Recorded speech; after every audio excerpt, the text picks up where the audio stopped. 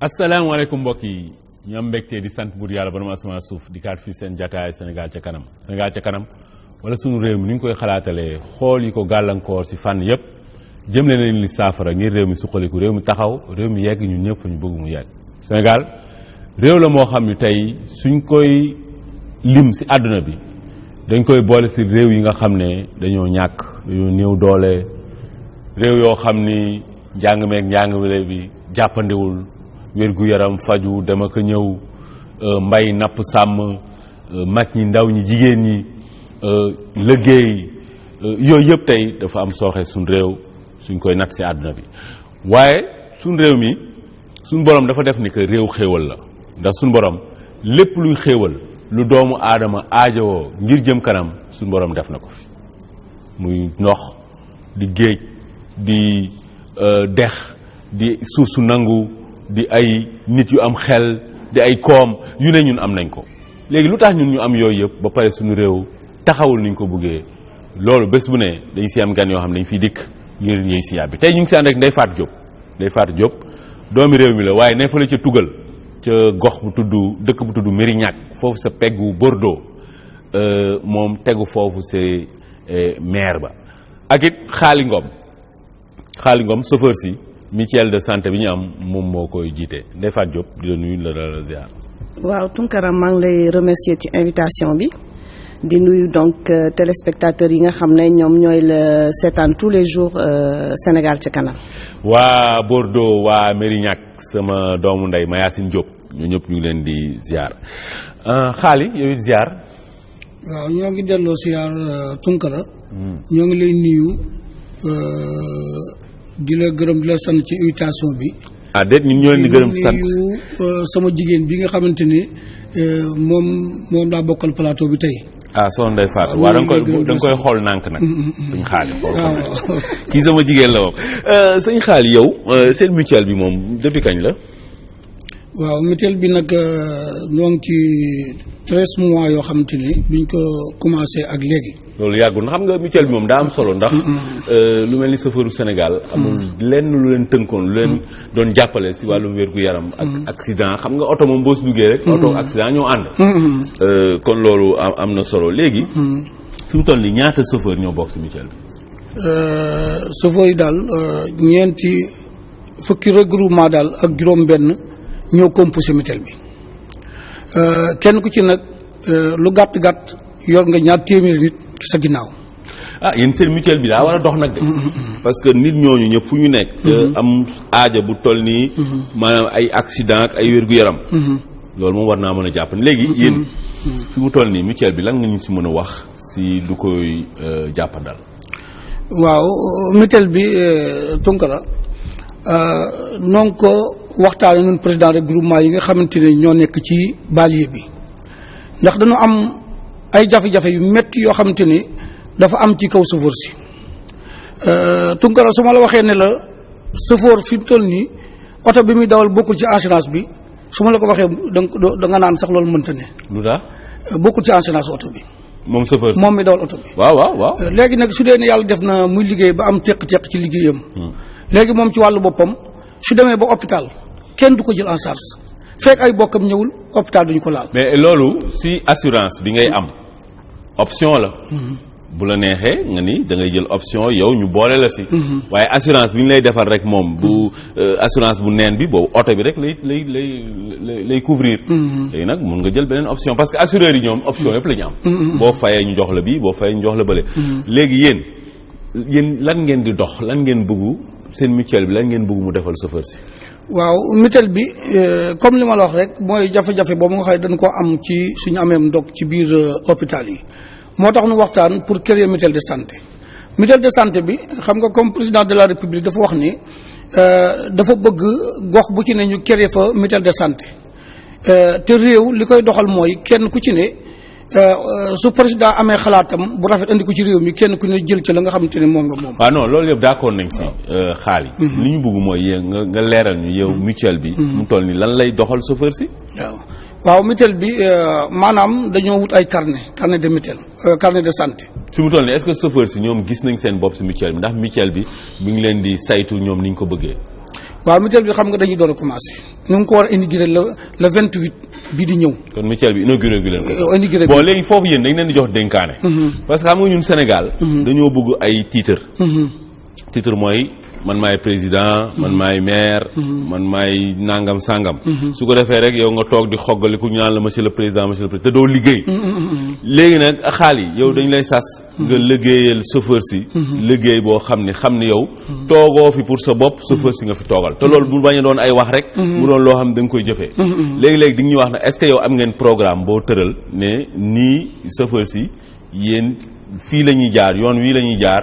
ngir mbir yi jàppane pour ñoom am ngeen programme. waaw am nañ programme ana programme ba. waaw programme bi nag maanaam am na ci loo xamante ni xam nga ñun dañoo ànd ak ay ñun jànguñu français dañoo ànd ak ay techniciens yoo xamante ni am na ci liggéey boo xam ne ñoom ñoo ko yore waaye mën naa laa tënkal mutuelle bi li nga xamante ni rek mooy yoon yi nga xamante ni moom lañ commencé ko ci la ñu toll.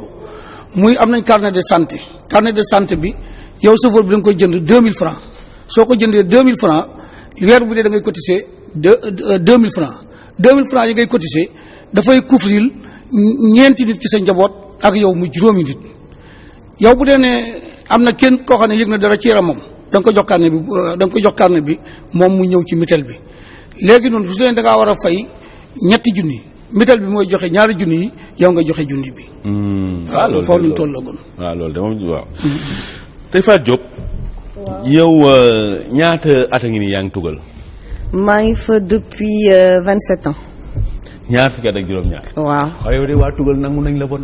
non pas du tout nanguwuñ ma parce que de toute façon même bu ma nekkee foofu aussi damay ñëw régulièrement au Sénégal et puis dañ may liggéey ak Sénégal sax xam nga ñu ngi foofu mais suñu xel yëpp fii la nekk aussi.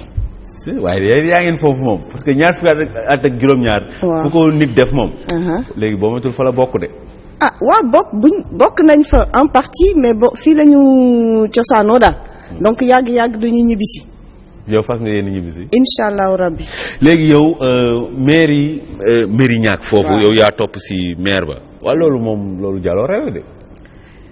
ah waaw jaloore la mais sama liggéey la aussi daal je me suis battue pour yegg si foofu. da nga doon politique.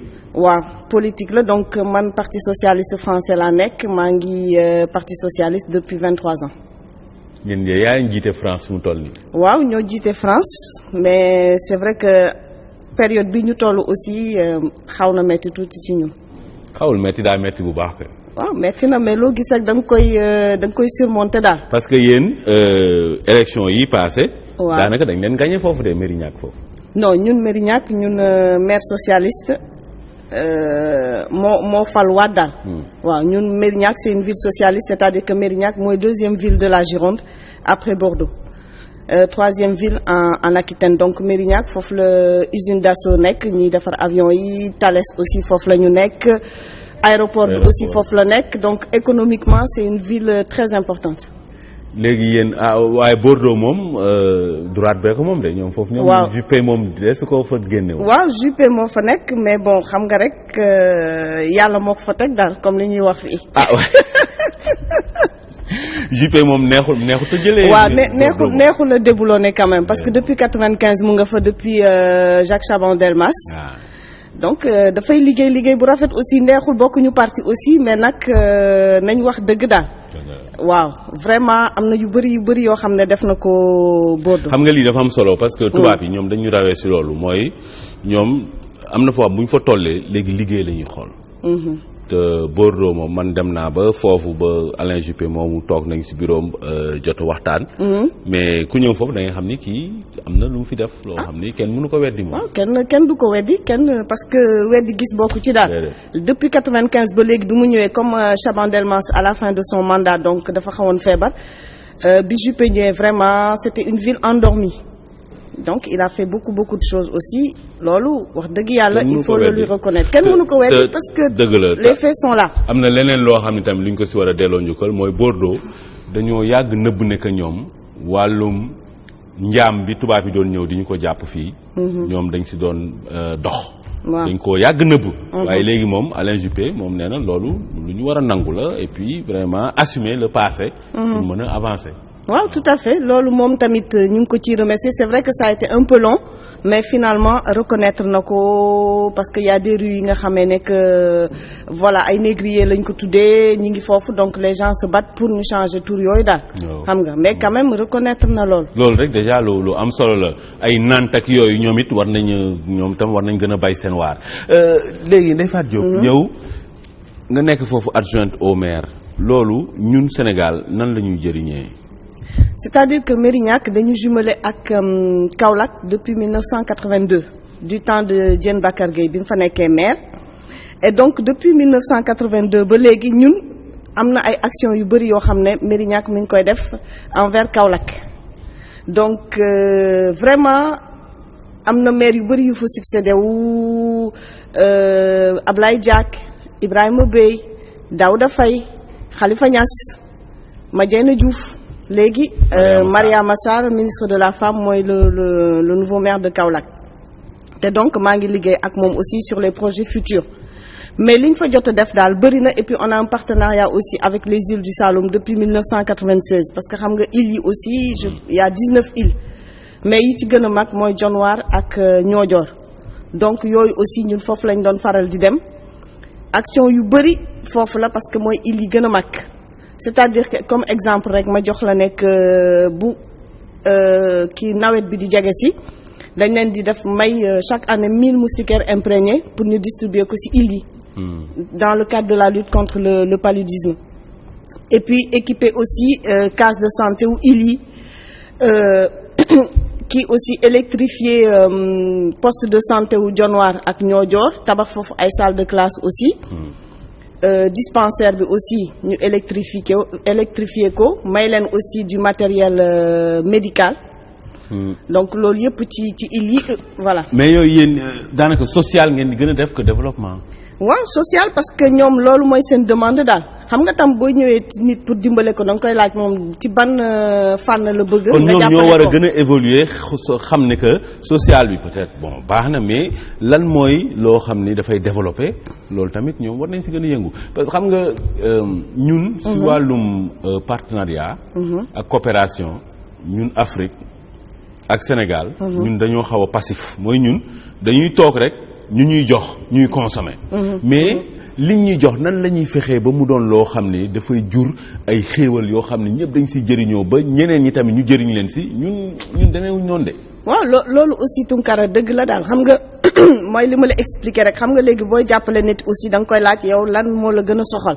donc ñoom en fonction ci liñ ñuy wax ñun ci loolu lañ leen di jàppale aussi. loolu dëgg la ñun moom léegi Ndeye Fatou Diop ñu bëri dañuy wax ñu mel ni yow.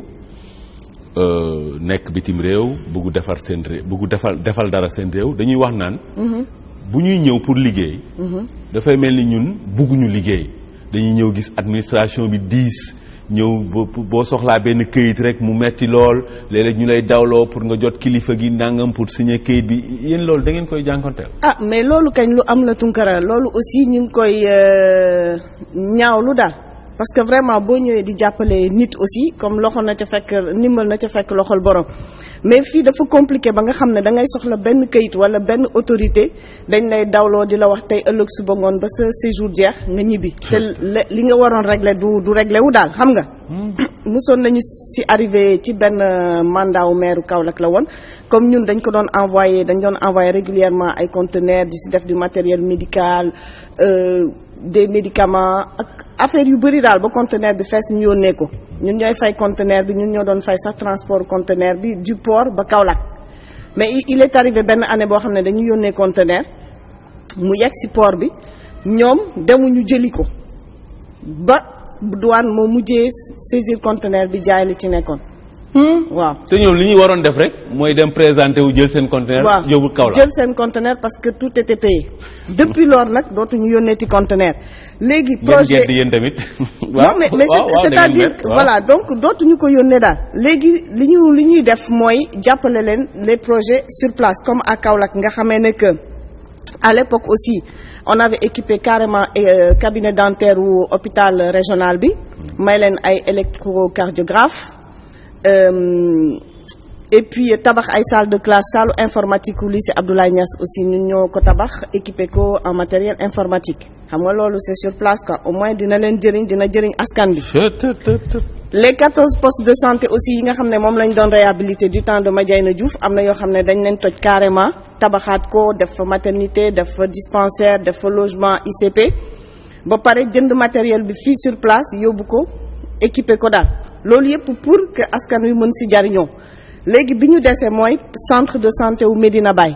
parce que centre de santé wu Medina Baye foofu normalement poste de santé moo fa amoon mais comme xalif bi daf ñu ñaanoon que Medina Baye quartier boo xam ne ça fait plus de 20 000 habitants la et puis chaque année dañuy def seen ziar dañuy def màggal bi kii gàmmu plutôt donc ça draine plus d'1 million de personnes léegi bi ñu demee et tout ma défendre dossier bi en France ba nga xamee ne que léegi ak appui wu AIMF c'est-à-dire association internationale des maires francophones d'ailleurs Kaolack ci la bokk sax dafa adhéré léegi que Medina Baye dinañ fa def un centre de santé. yéen yaa leen koy financé. ak AIMF. ñaata la coût santé. mais ça fait 600 000 euros. dans 600 les 000 euros mooy environ ay 300. 400 voilà 400 millions daal. voilà environ waaw. xam nga man Ndeye Fatou Diop man du ma ko nëbbu man yii man dama ko compte xam nga lu tax. waaw maa ngi lay dégg. parce que pour man tey. bu ñu jëflanteeg ñu mel ni yéen. développement rek la ñu waroon wax. lépp luy social. ñun war nañ ko mun jël en charge parce que tey Kaolack fu mel ni Kaolack muy am gàmmu buy indi 1 million de nit.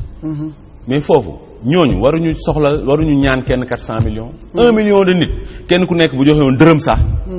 lépp lu ñu bëgg nañ ko mën a am. donc ñun ñu mel ni yéen tubaab yi nga xam ne bon yow doo tubaab waa Mérignac ak ñooñu nga xam ne ñoom dañ ñoo raw lool si wàllum ay jumtuwaay wàllum infrastructure ak yooyu dañu waroon jëflanteeg yéen si wàllum développement. wàllum projet yoo xam ne suñ ko tegee. day nekk ay pont yoo xam ne ñun fa la ñuy jaaree rek ñun. suqaliku mais ba léegi ñun tubaab yi dañuy ñëw may ñu benn case de santé may ñu benn tabax ñu ay école def sa ay ordinateur mais yooyu tey doomu Kaolack xoolal Kaolack suñu borom li mu fa def yëpp si xéewal ak doomu Kaolack yi fa nekk yëpp tey ku mel ni Abdoul Mbaye rek mënoon na ñëw ne moom ancien premier ministre ne moom yow lii ngay wax ni moom da koy jël en charge parce que doomu Kaolack la war na ko delloo njukkal ku mel ni Ahmed Khalifa Niass ñëw ne Medina Baye centre de santé bi man maa koy tabax ku mel ni Sidi Lamine Niass ñëw ne xam nga doomu Kaolack am nañ loolu mais tey ñun ba léegi tubaab yi ñu ngi defaral yooyu ba pare ñun ñu toog di xoggal te buñ ñu koy defal sax ñun dañuy ñàkk xorom ba kaay jël sa lii ma la may sax ñun duñ ko mun jël ñu xaareen tuuti def sunu jàngatu bataaxal mbokk yi ni ñu koy faral defee dañuy jël benn bataaxal jébbal ko benn kilifa di ko woo si benn taxawaay tey sunu bataaxal ñu ngi ko jébbal président Macky Sall président Macky Sall li ñu koy wax si bataaxal bi mooy li xew ARTP li jiit njaag moom président mooy njaag yow mi jiite réew mi fi mu toll nii ARTP mooy këru liggéeyukaay boobu nga xam ni lépp lu jëm si wàllum jokkalante li ñuy woowee télécommunication ak poste ñoom ñoo koy saytu léegi nag fi mu toll nii këru liggéeyukaay boobu daa taxaw ndax xaalis yi ñuy liggéeyee sax budget bi fi mu toll nii ñiy jiite foofu dañ koo bañ a voté ndax dañ jàppanteeg directeur général ba fi mu toll nii ARTP dafa bloqué léegi nag président fi loolu moom président li jiit njaag mooy njaag ndax moom président moom moo fa nommé directeur général nommé fa président de collège des délégués ñoom ñaar ñëpp président bi mu leen di fa nommé seen xam-xam ak seen xarañ ak seen mën a liggéey taxul mu yóbbu leen fa li tax mu yóbbu leen fa mooy ñoom ñaar ñëpp ci partem lañ bokk président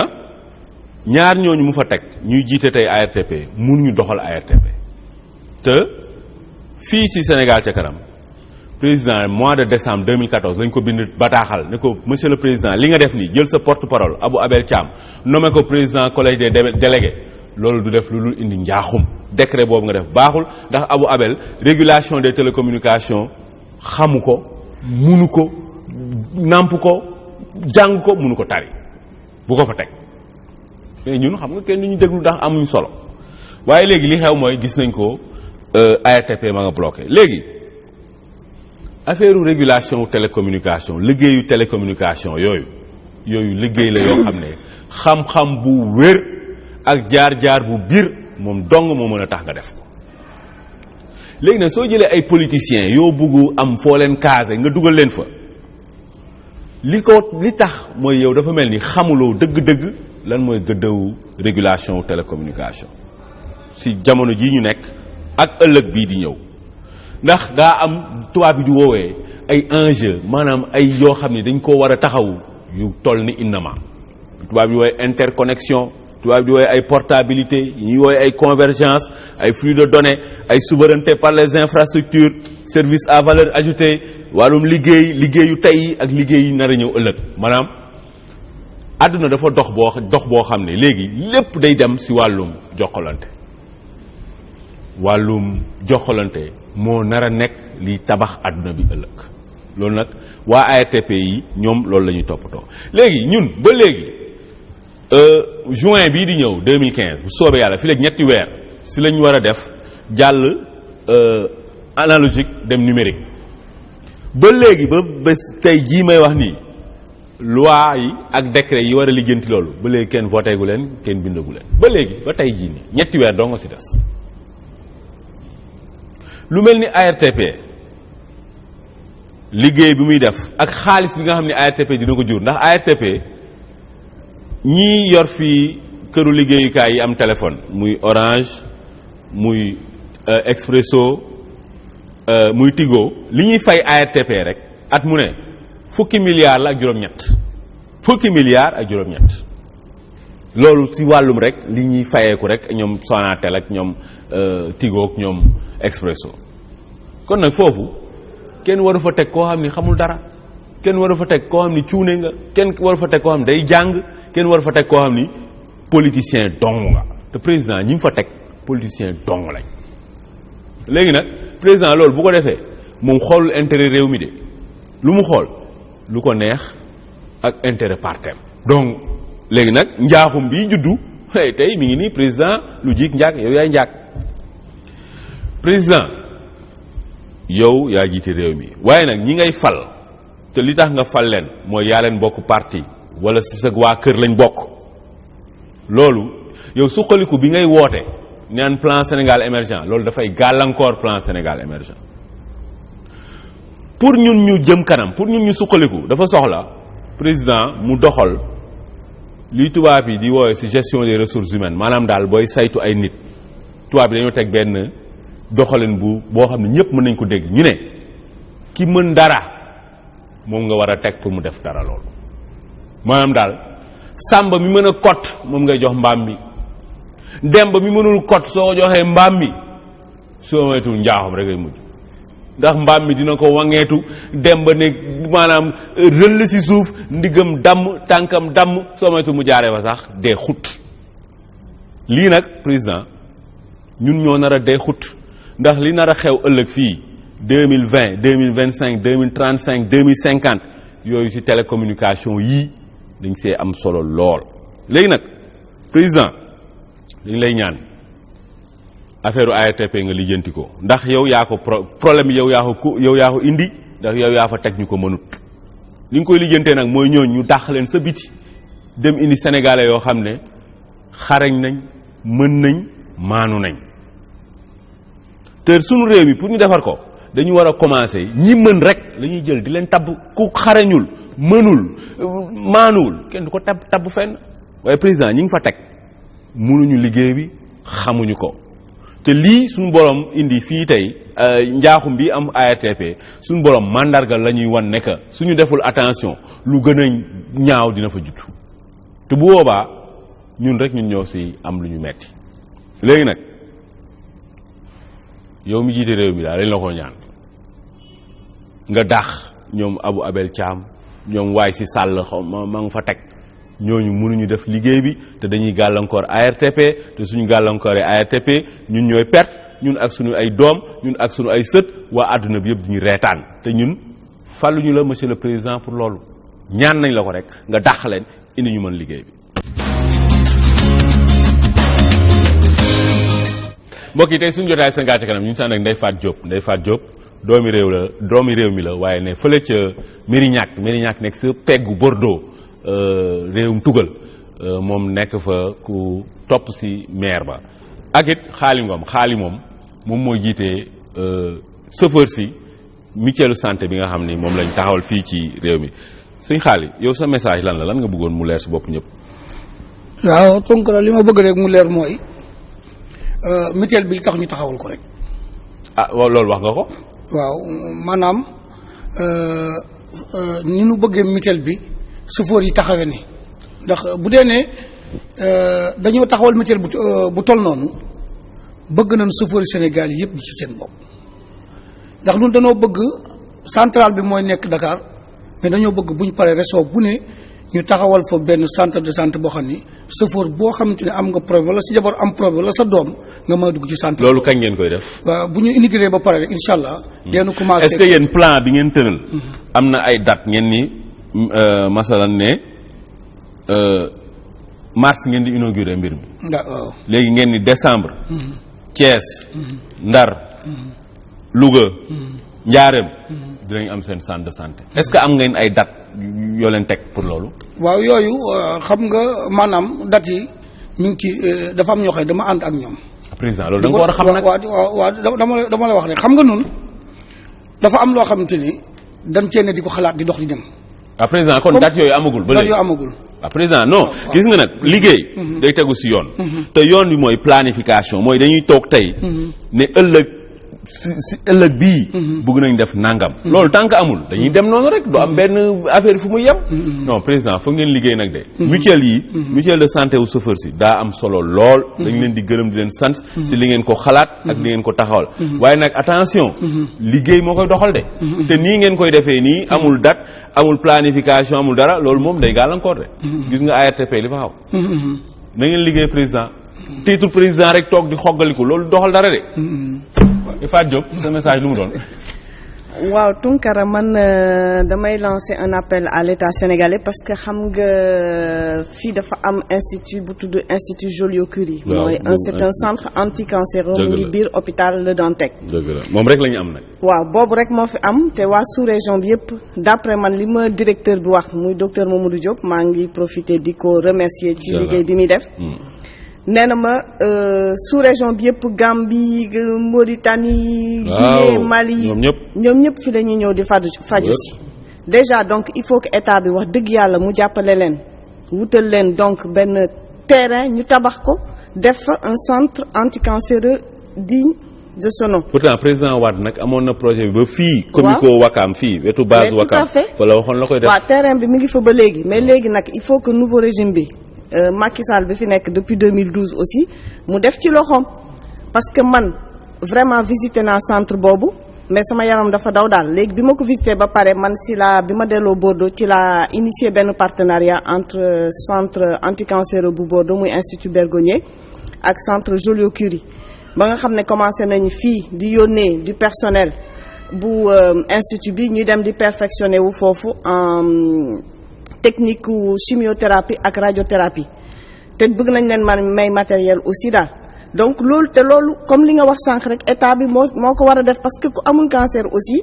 am nga mbokk bu ko am. am nga dëkkandoo bu ko am waaw voilà dund gu jeexagul lu nekk xaj na ci. donc vraiment il faut que état bi jàpp ci c'est bien beau lutte contre Ebola paludisme tout ça mais cancer dafa tas réew mi daal. vraiment il faut que état bi Macky Sall man loolu appel boobu laa koy ñaan. vraiment mu def ci loxoom daal tabaxal leen centre bi parce que le terrain existe léegi nag voilà. te volonté la rek léeg-léeg gis nga yu mel noonu tey boo ko taxawaloon woo Sénégalais yi wala woo ñoo xam ni bëgg nañ ci jàpp léegi mu taxaw loolu du dara. waaw mais c'est-à-dire que xam nga peut-être pour ñoom priorité bi du foofu. alors que loolu c'est très important parce que ñëpp jombul kenn comme lu nga wax ñëpp moo ñoo ko mën a am dañuy ñaan rek yàlla nañ ci yàlla musal. waaw mais vraiment daal ñu jar a jàppale lañ. ak l'Empire des enfants aussi bi nga xam ne madame Anta Mbow mooy présidente bi. loolu aussi il faut que état sénégalais bi jàppale Anta Mbow parce que mi ngi def liggéey bu rafet te elle n'a pas les moyens état bi defu ci dara. donc loolu aussi vraiment maa ngi ñaan état ñu dugal ci seen loxo aussi Tounkara. président yow looy jeexale. waaw Tounkara jërëjëf man li may jeexal rek mooy mutuelle de santé bi nga xamante ne moom la ñu créé da nga wax ne yéen président yi na ngeen liggéey. waaw. ñoo ngi góorgóorlu fi suñu doole yem ndax nit du def. loolu doyul nag non sa doole moom doyul. waaw noo ngi def foog nga feesu sa doole. waaw nun am nañu suñu demee ba am ay partenariat war a jóge Belgique. ñëw pour jàppale ñu ci ay matériels yoo xamante ni dañu koy jàppale ci mutuelle de santé bi kon noo ngi def ay pas. mais loolu da nga leen ko ñaan.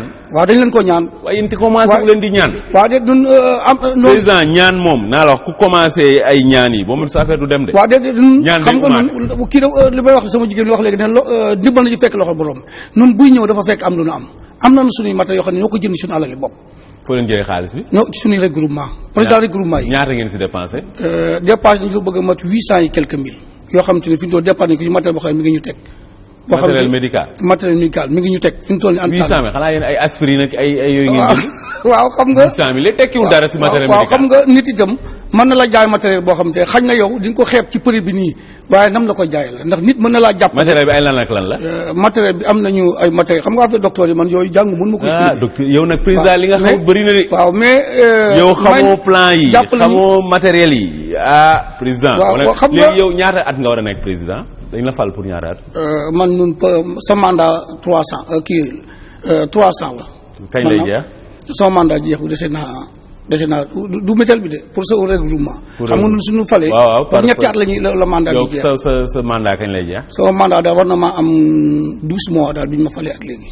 muy at. war na toll si at. waaw mu des la ñaari at. waaw te su mandat bi jeexee da nga bëgg ñu falaat la. waaw. pour ñu falaat la foog nga liggéey de. maa ngi liggéey. liggéey bu wér indi ay résultats. waaw pas ay kii nangam kii ak yooyu. parce que yéen président yi. waaw li si ëpp Sénégal xam nga lu ñu neex. maay président bi toog. waaye nag liggéey bi moom. c'est sur le terrain. waaw. Tunkara xam nga man soo liggéey nga ne da ngeen doo ba ngeen liggéey. waaw ñun noo ngi liggéey li nga xamante ne fi la nit fam doole yom fa la rek fa la mantool. aywa lii jéego yu ñu jéego mosuñu koo jéego. kon buñ ko jéego ba agsi fii noo ngi bëgg nu itam président de la république jàpp ci. noonu ñu ngi si jàppee. waaw président xam na nu mu ci jàppee. naka ndax am na. bu leen ko ñaan dara de. ak deen ko ñaan. ndax moo suñu président danoo bëgg mu jàppale nu ci mutuelle bi. may leen lan lu mu leen di may nu jàppale nu ci matériel boo xam te ne. boo xam te dugg nga fa nga mën faa. nga mën faa Sénégal ñu léegi dañuy ñaan rek. waaw ñaan rek ci la danoo néew doole moo tax ñu ñaan itam Cheikh Kanté bu ñëw jàpp ci. moom tam mu ngeen ñaan waaw Cheikh Amar bu ñëw jàpp ci. mais lii wayaan la. ñu doon ñaan président li wayaan la. Serigne Ndour bu ñëw jàpp ci Youssou Ndour mu ñëw jàpp ci. non ñooñu nag danoo bëgg ñëpp ñëw jàppale ñu ci mutuelle bi ndax ñun ay chauffeur lañu ci réew mi lañu dëkk danoo bëgg ñëpp kilifa yëpp ñëw jàppale ñu ci mutuelle bi. Ngom waaw président wu mutuelle du wayaan. président mutuelle du wayaan gis nga yéen nombre bi ngeen am chauffeuru Sénégal. ni ñu toll.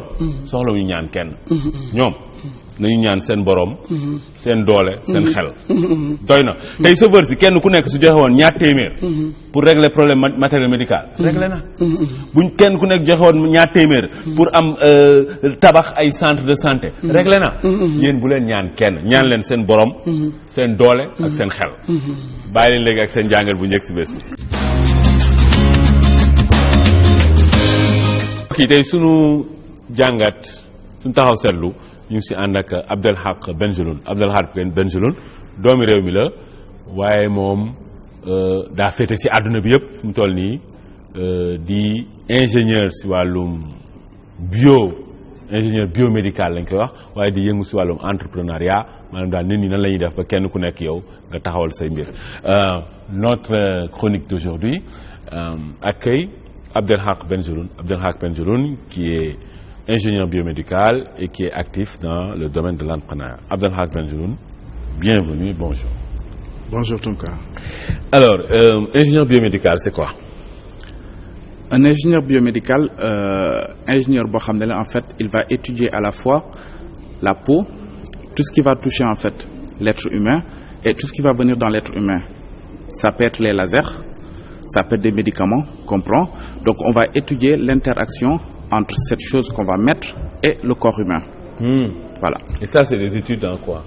C'est des études aussi bien de biologie que de médical pur, parce qu'il faut s'y connaître. Par exemple, si je vais appliquer une molécule boo xam ne damay fecc une maladie de la peau, au moins essayer de comprendre cette molécule, comment elle va être absorbée dans la peau.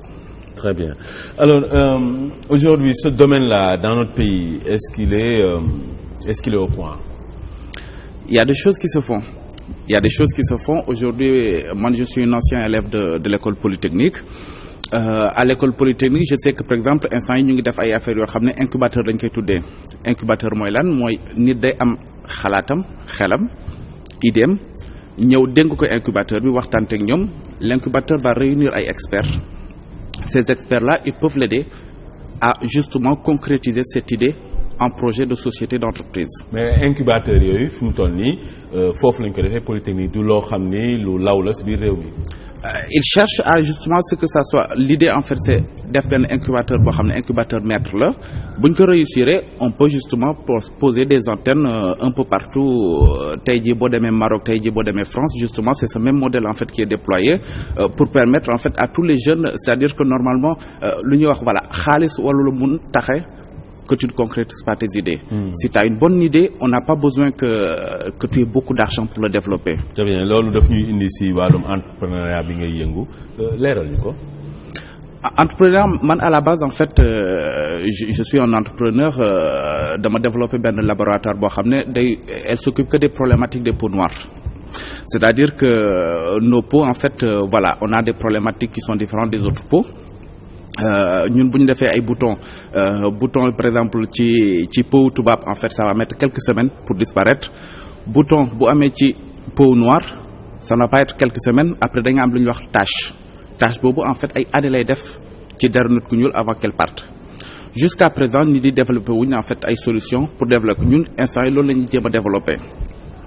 Donc dañuy travailler ak ay universités yu nekk France ay universités yu nekk UCAD aussi mais man j'étais pas multimillionnaire pour lancer cette société mais j'ai une bonne idée donc l'objectif de cet entrepreneuriat c'est de montrer en fait qu'aujourd'hui si on sait s'adresser aux bons interlocuteurs on a le moyen de transformer une idée à une société d'entreprise. léegi ñi bëgg def entrepreneuriat fi mu toll nii Sénégal ñoom ñu mel ni yow ñi nan ngeen leen mën a yombalal leen mbir mi. lu ñu leen mën a yombale mbir bi mooy déjà ñu xam ne am na ay structures yu fi nekk c'est-à-dire qu'en fait au Sénégal on aime bien dire que voilà les choses ne vont pas et tout ça mais c'est pas forcément par exemple tey jii man j'ai créé aussi bien une société en France qu'une société au Sénégal dans un pays comme le Sénégal une société on peut le créer en 10 jours au guichet unique de l'APIX c'est pas la vérité en France. Ma société j'ai mis quasiment 4-5 mois avant de pouvoir le créer en France donc du coup finalement toute la partie administrative paperasse au Sénégal, je pense qu'on est l'un des meilleurs pays au monde sur la création d'entreprises. Donc ça déjà des structures comme l'APIX, comme l'appui des PME, je pense que ça mériterait que les gens le connaissent, le savent, pour se dire qu'en fait, buñ toog rek xaar, voilà, nañ dem gis nit yi, nañ dem waxtaan, parce qu'il y a des choses qui sont en place et qui permettent justement d'avancer. Alors le message c'est quoi? Le message que j'ai envie de dire c'est que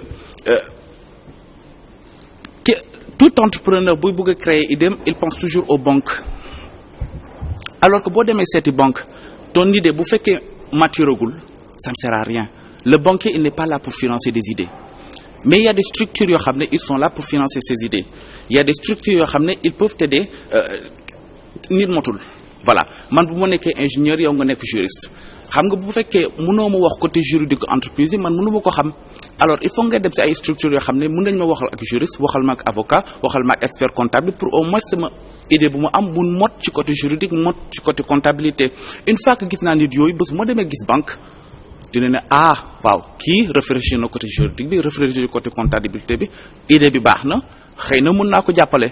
léegi yan kuréel nga wax ñoom ñoo fi nekk pour loolu. maa ngi koy répéter incubateur école polytechnique APIX aujourd'hui il y a des chargés d'affaires qui sont formidables voilà ça je pense ça mériterait il y a beaucoup les services économiques aussi de les ambassades de France les ambassades des autres pays ils aident beaucoup les gens qui portent leurs projets parce que un pays qui n'a pas d'entrepreneur c'est un pays en fait voilà où la base n'est pas encore solide. loolu moom lu wér la surtout li nga wax sànq Abdelhak mooy bañ a toog rek yàccaaral di xaar nit na dem fëgg ay bunt yooyu bunt boo ko fëggee du ubbi boppam. maanaam leneen moo koy ubbi te suñu borom yàlla moom moo nekk ci gannaaw loolu yëpp. moom su la ubbilee rek nga dugg lan ngay jeexale. maa ngi jeexale di nuyu sa mbokk Saalum yi je suis originaire de Kaolack donc maa ngi nuyu bépp Kaolack quoi. sama jigéen Rabia Diallo moom maa ngi koy delloo jukkal moo bébé Mohamed ñu bàyyi leen léegi ak seen vidéo du jour. 4 étapes pour être un meilleur leader. Les leaders ne sont pas forcément des PDG ou de hauts responsables. En réalité, un leader est quelqu'un, parent, proche, ami ou enseignant, qui exerce une influence sur la vie d'autres personnes. Dans leur livre « Great Leaders Grow, Becoming a Leader for Life », Ken Blanchard et Mark Miller élaborent que pour devenir un leader, vous devez être prêt à évoluer selon les 4 principes suivants. 1. Acquérir des connaissances. Pour évoluer, les leaders doivent d'abord acquérir la connaissance d'eux-mêmes. Ils doivent comprendre de manière approfondie leur domaine de compétences, leurs collègues et le principe du leadership en lui-même. Acquérir de nouvelles connaissances doit être un réflexe constant.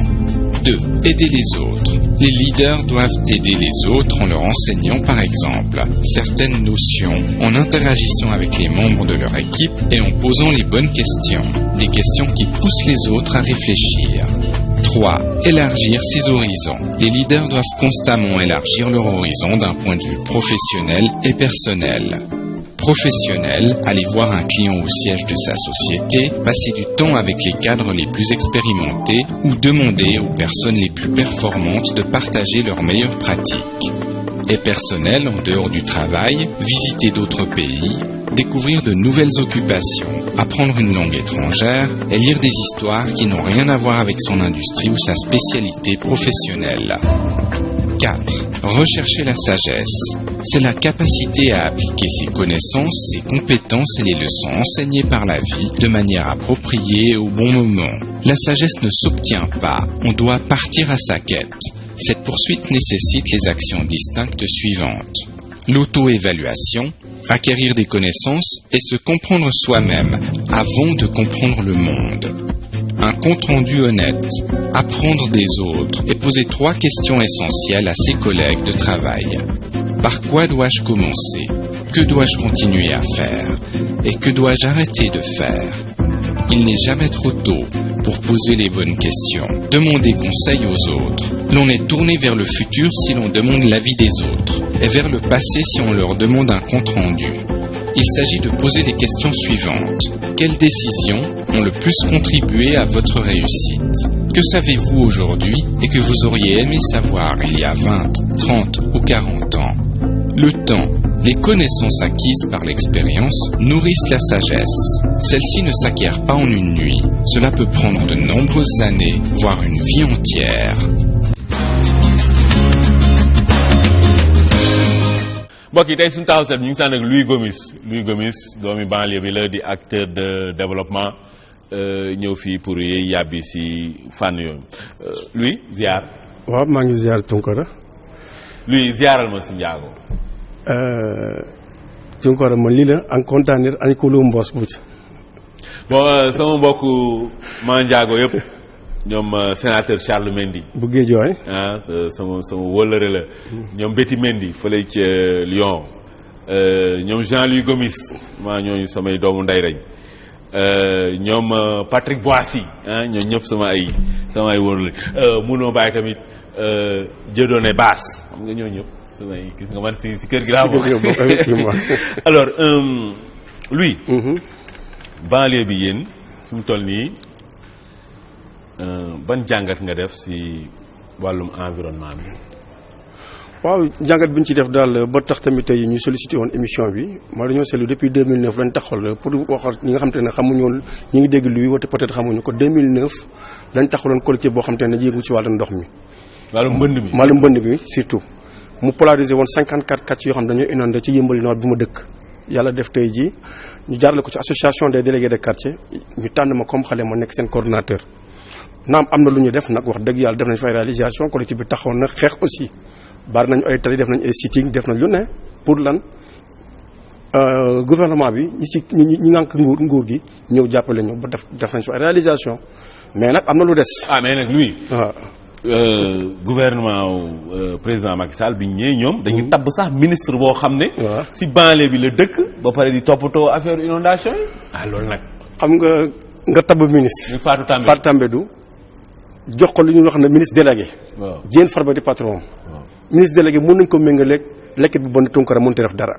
ministre délégué mënul def dara. non mais nañu wax dëgg xam nga tey bu fekkee Diène Farba mooy patron am. waaw moom ñu ne ko ministre délégué nga. ministre délégué mën na ko comparer comme kii rek une coquille vide nañu waxante dëgg tamit. Fatou Tambédou coquille vide. non mais loolu lañ ko mën a kii quoi parce que tamit wax dëgg yàlla bu fekkee amul prérogative pour def dara wala def dara wax dëgg yàlla donte bëgg na wala muy jéem te kay di patron am boobu léegi sax lu ñu ci gën a naqari mooy Diène Farba ba mu nekkee ministre ba léegi mësul teg tànkam ci banlieue bi.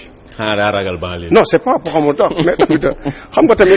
Farba de ay France lay dem ay Amérique dem di làkk ay anglais yu jàmbik sax. voilà faluñu ko pour loolu nag ñun faluñu ko pour loolu parce que ñun banlieue bi bokk na ci ñu koy fay ba ci yow mi toog bokk nga ci ñuy fay Diène Farba tey ji bu ñu dénkee ab mbir damaa yaakaar bu ñu dénkee dara war nga dem nemmeeku li nga xam ne moom Fatou Tambédou chaque jour mu nga fa. non Fatou Tambédou bu fa ñëwee tamit te mënul jël benn période pour def dara tamit doon. waaw léegi li sànq nee nga ay réalisation am na. non réalisation am na ca gouvernement bu njëkk ba ma nga xamante dëgg dafa am loo xamante ne. ban gouvernement bu njëkk bu Abdoulaye Wade def nañu.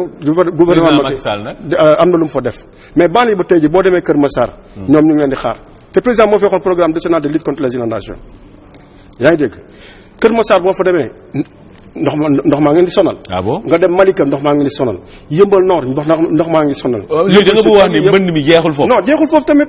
yaa ngeen si ndox mi. mais dafa des li may wax ñoom xam nañ ko ñu ngi ci ndox mi ba léegi ñu ngi dund ci ndox mi. te li est-ce que yow yaa ngi dund si ndox yow. mais tamit voilà dëkk waaye Yëmbal nga may dégg. mais sa kër yow amul ndox. waaw sama kër amatul ndox parce que dañu ñëw tuxal mais itam bu fekkee da ngay coordonné benn kuréel wax dëgg yàlla du caaga ne ko sauvé nga rek da ngay bàyyi say morom. loolu dëgg la waaw parce que loolu tamit góor moom ko. d'autant plus tamit sama religion mayuma ko ak religion bu mën a doon du caaga ne sa affaire baax na rek na nga bàyyi ñeneen ñi quoi. loolu moom wax dëgg yàlla loolu yëpp politicien la. voilà mu ngi noonu nag te surtout politique bi nga wax solo wax ji moo ëpp jëf ji wax ji ci boppam moo ëpp jëf ji. yéen fi mu toll yan jëf ngeen di xaar. jëf yi ñuy xaar mooy lan ñu ñëw éradiquer li nga xam te ne mooy problème mu ndox mi. loolu mënuñu ko nag. entièrement gis nga. donc war bu ne mënuñu ko tey jii gars yi bu nekkoon tey jii lii dafa soppalikoon nekk pétrole jëlee nañ ko fi nañ ko non mais donc non luy farceur non du question farceur dañu wax dëgg dama lay wax ne xam moom ndox mi tey jii bu ko yàlla sopp yoon dama nekk pétrole mais da ngay xool bassin bañ ko tabaxee ba mais parce que pétrole boobu dañ koy jël dem léegi dugal si ay oto taal ko bu tàkk. waaw mi nga parce que intérêt moo ci am. waaw dëgg la du dëgg intérêt moo ci am moo tax ñu def loolu mais tam ñoom ba ñuy campagne dañ doon politiser ndox mi fal leen ñu. président ñëw na fa sol ay bot mook ñoom El Hadj Kassé ak ñoom ñëpp ñëw nañ fa. avant mu nekk président ñëw na Yëmbal Nord en 2009. lan la waxoon. dafa fa ne buñ ko joxee réew mi dina ci saafara. te ba léegi ba léegi. waaye ku gëm diggu politicien yow la engagé ah. waaw d'accord mais tamit xam nga tey jii diggu politicien tamit la muy wax tamit ba convaincre la tamit loolu rek nga mën a jàpp tamit ba fal ko. waaw loolu di dëgg moom nag mooy xool digganteem ak boromam. sàmm kàddoom non mais wax dëgg te def loolu nga foog lii non mais tamit lii da ngay gént wala ma damaa contre ñuy wax ne politique moo kàcc ak war ñoo yem déedéet ku mënul kàcc mënoo war doo politicien loolu dafa baaxul bul nax nit ki pour bëgg dara. politicien loolu la ñuy dox mais dafa baaxul nag léegi nag loolu tamit il faut que doomu aadama yeewu ci. man li ma ci gën a métti mooy budget 2015 bi li ñu ci gën a métti ñun. budget 2015 bi amul benn pàcc boo xam te ne jikkati nañ ko pour jagleel ko inondation yi lu dul 200 logements yi nga xam te ne dañ ko prévoir pour région yi may lim Fatick Bambey Kaolack Saint-Louis ak waaw mooy région yi mën a limbal nii mais pour lan. bañu ñu ne carrément que ne ñooñu tamit nañ ci jafe-jafe war nañ leen a defal. mais xanaa non luy. waaye. Fatou Tambédou budget am. waaw inondation yi la. waaw mais loolu dañu fal ko mais bu fekkee. am na budget moom am na budget. bon parce que liggéeyuma foofu wóoruma ndax am na budget. la man ko doon tey budget 2015 bi. Fatou Tambédou ministère am xaalis biñ ko jagleel.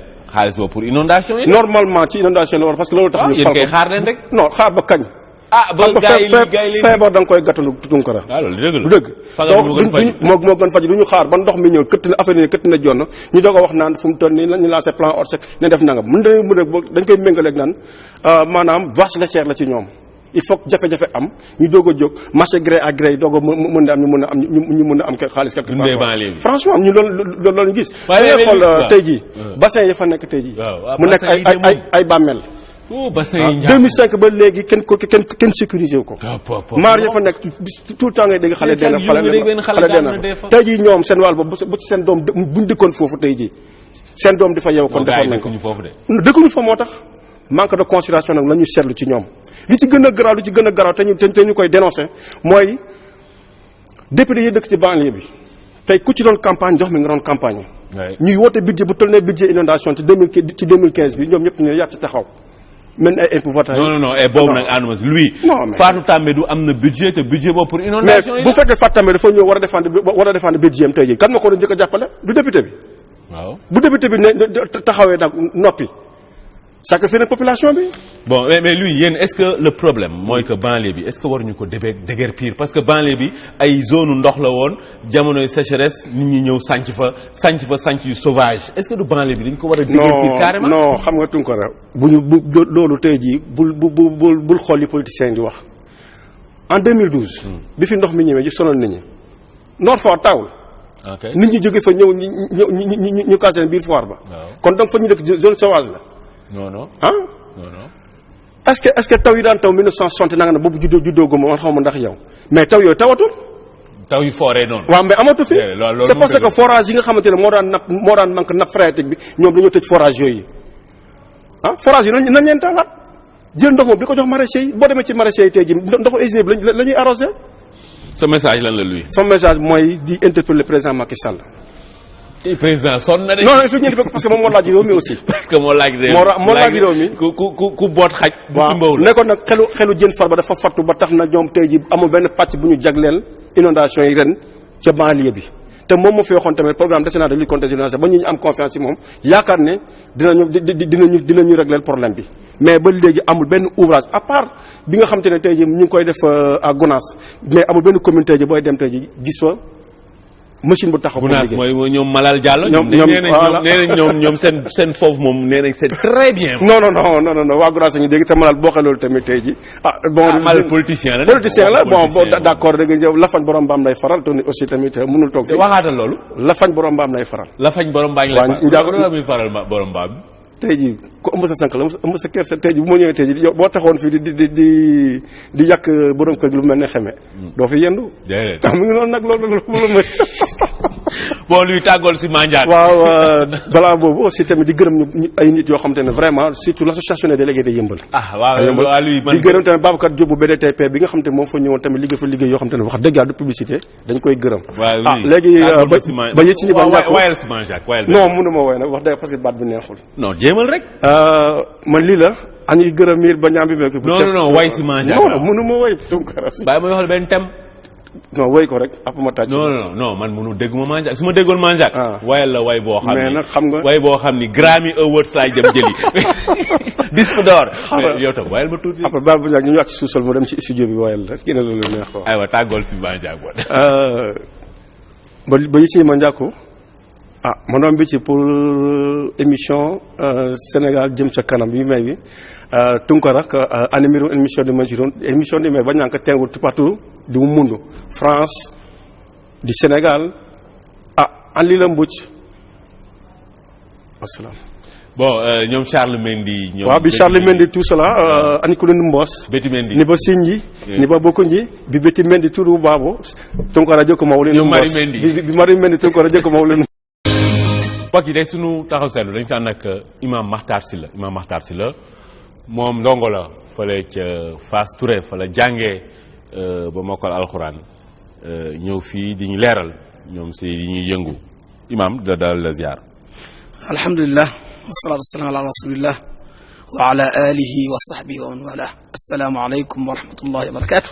aleykum salaam wa rahmatullahi wa barakatu mbooleemu waa Fass Touré yëpp dalee si sëriñ ba ñoom soxna Ami Touré ñooñu ñëpp ñu ngi leen di ziar ñoom Moussa Mboub imam yéen ñi jàngee Fass Touré ñëpp lim bi ñaata la. waaw lim bi nag mënuñu koo xam mais bari na. ay junni yu bari sax. yéen seen promotion rek yow ba nga fay jàng. promotion bi ëpp na junni. ñu suñu promotion ëpp na junni te promotion yi fa jaar ëpp nañ léegi mat 100 la ñu yegge ko. kan lañ xam koo bokkal promotion yow. bari na Habib Dieng Moussa Mboub ñu bari. Moussa Mboub yaa ñoo bokk promotion ñoo bokk promotion. ñooñu ñëpp jàng ay alxuraan ba mokkal. tabarakallah jàng nañ ba góorgóorlu ba am ci liñ ci am. ñeneen ñaa ngi ci daara ji continue di jàngale ñeneen ñaa ngi liggéey. mais teewul ba léegi lañ doon jàng di ko dund foofa moom la ñuy dund ci biir commerce bi moom la ñuy dund ci biir économie moom la ñuy dund tamit ci biir daara ji moom la ñuy dund ci biir kër quotidiennement. xam nga daara daf si bokk si solo yu mu am solo yu bëri na lool. waaye ku génn daara. du chômer. déedéet xam nga lu ko waral. daara di def ci nit ki ñaar da ci def ci moom jom ak jub nit ki su xasee am jom jub rek dootul jamais am na ñaari ngànnaay yoo xam ne fu mu ko teg liggéey bu mu song man ko. lu wér. te itam wax naa bu yàggu ci benn télé rek ne bu ñuy wax informel. tudde ko waa daara njuumte la. bu ñuy wax tamit intellectuel génne ci waa daara dañoo juum parce que intellectuel mooy ki def li ñuy wax enseignement supérieur bi gën a kawe mooy jàng alquran parce que alquran mooy source bi jóge ci yàlla amul benn xam-xam bu ko jege. ak beneen source bu jóge ci yonent sallallahu alayhi wasallam te mooy sunna yonent sallallahu alayhi wasallam ñaari source yooyu ku xes jàng yow mënatoo tudd lu dul intellectuel mooy kuy sotti xelam rek. d'accord mais loo koy sotti nag. ak menuisier maçon njàng bind alxuraan mais kuy sotti xelam rek intellectuel. beneen bis mooy tam amit dafa am xam nit ki. mu nekk intellectuel bokk na ci mu xam li tax bind ko. waaw mais loolu foofu nag léegi dañuy dugg ci biir diine. waaw diine mais nit mun na bañ a nekk ci biir diine waaye intellectuel parce que intellectuel mooy koo xam ni intellectam.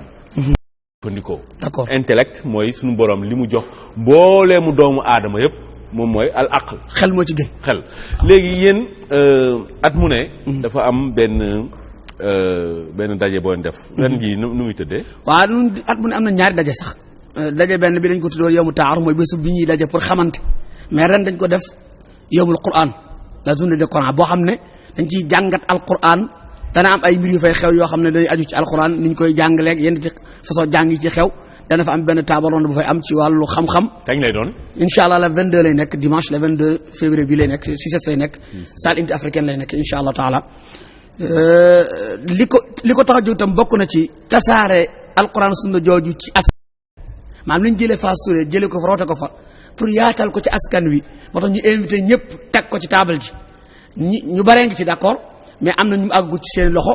ñu fexe ba loolu àgg seen loxo ca façon njàngin ma façon tarbiya ba façon éducation bi am ca daara ja xam nga léeg-léeg ñu wax daara moderne mais Fass moom bi ñu moderne yàgg na. dëgg la ba ñu moderniser seen façon yàgg na booba modernisation gars yi bu dee xam nañ tur wi tamit jëmewuñ ko ci côté daara. waaw dëgg la non Fass moom foofu xel yee moderne ndax xam nga foo dem gis nga jumaa ja. waaw ni ñu ko tabaxee amul i piliers ak loolu. loolu moom xel bu moderne rek moo ko mën a def. léegi message bi moom lu mu doon.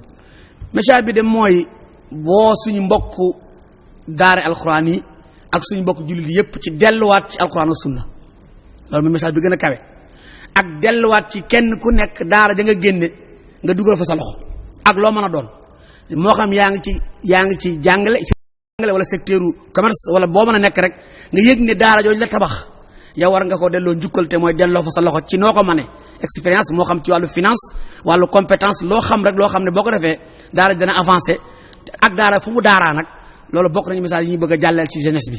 xam nga li ñu naan léeg-léeg waaw ñu nekk ci daara ji kenn fulaal leen kenn faydaal leen xam nga loolu du dëgg gis nga daaw. waaw ñoom dañu ne li ñuy def mooy kenn ku nekk. école ba nga jàngee. da nga fay delluwaat nga seet loo fay def ñu gis président Macky Sall. delluwaat sa école am Fatick. waaw Moustapha Niass fële sa Foundiougne. Moustapha Niass delluwaat école am Kër Madiabel. mais loolu ak lii ngeen def li ko wutale. ñooyam.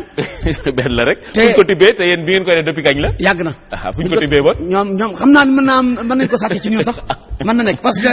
léeg-léeg ñu yëpp dongo daara ba pare di sàcc ci moom ay. mais munoo c'est-à-dire amul pexe. gis nga dongo daara mooy li nga wax. xam-xam du lenn lu dul dëgg. dëgg nag daa am fu muy ballee. fi gën a kawe fu muy ballee. mooy suñu borom si boppam. subhanahu wa ta'ala léegi kon ku tibbee foofu. yow munoo muusa ko waane. ba wër ko nombo. munul nekk déedéet. munul nekk su fekkee tibbee na fa te li mu tibb mu xam ko dégg ko kenn mënu ko wër ndombo te itam diine dafay boole adduna ak alaxira maanaam diine nekkul rek jàkk ja julli génn. diine ëpp na loolu. diine mooy loo xam ne dafay mën a incarner dundu nit ki ci côté yépp ndar képp ko fépp fu mu jëm am na ay yoon yu ko diine jaaral yoo xam ne bu fa jaaree lam bëgg dana ko la muy wut dana ko am ni mu ko bëgg. loo jeexale xanaa rek sant ak kontaan ci émission bi xam ne mi ngi liggéeyal réew mi yaa ngi liggéeyal réew mi yàlla jàppale taxaw la yaa ngi ñu ko seqal. ñu ngi jéem mbooleemu ndongo daara yëpp ñoom Serigne Mboup sama wëlëre ñoom Moussa Mboup ñoo ñëpp ñu ngi leen di woo kenn ku nekk yow sa daara nga bay fa waar waaye ñoom Moussa moom dëgg-dëgg ñoom ñu ngi bay seen waar ñu bàyyi leen léegi ak seen vidéo du jour. 4 étapes pour être un meilleur leader. Les leaders ne sont pas forcément des PDG ou de hauts responsables. En réalité, un leader est quelqu'un, parent, proche, ami ou enseignant, qui exerce une influence sur la vie d'autres personnes. Dans leur livre « Great Leaders Grow, Becoming a Leader for Life », Ken Blanchard et Mark Miller élaborent que pour devenir un leader, vous devez être prêt à évoluer selon les 4 principes suivants. 1. Acquérir des connaissances. Pour évoluer, les leaders doivent d'abord acquérir la connaissance d'eux-mêmes. Ils doivent comprendre de manière approfondie leur domaine de compétences, leurs collègues et le principe du leadership en lui-même. Acquérir de nouvelles connaissances doit être un réflexe constant. 2. Aider les autres. Les leaders doivent aider les autres en leur enseignant par exemple certaines notions, en interagissant avec les membres de leur équipe et en posant les bonnes questions, des questions qui poussent les autres à réfléchir. 3. Élargir ses horizons. Les leaders doivent constamment élargir leur horizon d'un point de vue professionnel et personnel. Professionnel, aller voir un client au siège de sa société, passer du temps avec les cadres les plus expérimentés ou demander aux personnes les plus performantes de partager leurs meilleures pratiques. Et personnel, en dehors du travail, visiter d'autres pays, découvrir de nouvelles occupations, apprendre une langue étrangère et lire des histoires qui n'ont rien à voir avec son industrie ou sa spécialité professionnelle. 4. Rechercher la sagesse. C'est la capacité à appliquer ses connaissances, ses compétences et les leçons enseignées par la vie de manière appropriée et au bon moment. La sagesse ne s'obtient pas, on doit partir à sa quête. Cette poursuite nécessite les actions distinctes suivantes. L'auto-évaluation, acquérir des connaissances et se comprendre soi-même avant de comprendre le monde. Un compte-rendu honnête, apprendre des autres et poser 3 questions essentielles à ses collègues de travail. Par quoi dois-je commencer? Que dois-je continuer à faire? Et que dois-je arrêter de faire? Il n'est jamais trop tôt pour poser les bonnes questions. Demander conseil aux autres. L'on est tourné vers le futur si l'on demande l'avis des autres, et vers le passé si on leur demande un compte-rendu. Il s'agit de poser les questions suivantes. Quelles décisions ont le plus contribué à votre réussite? Que savez-vous aujourd'hui et que vous auriez aimé savoir il y a 20, 30 ou 40 ans? Le temps, les connaissances acquises par l'expérience nourrissent la sagesse. Celle-ci ne s'acquiert pas en une nuit. Cela peut prendre de nombreuses années, voire une vie entière.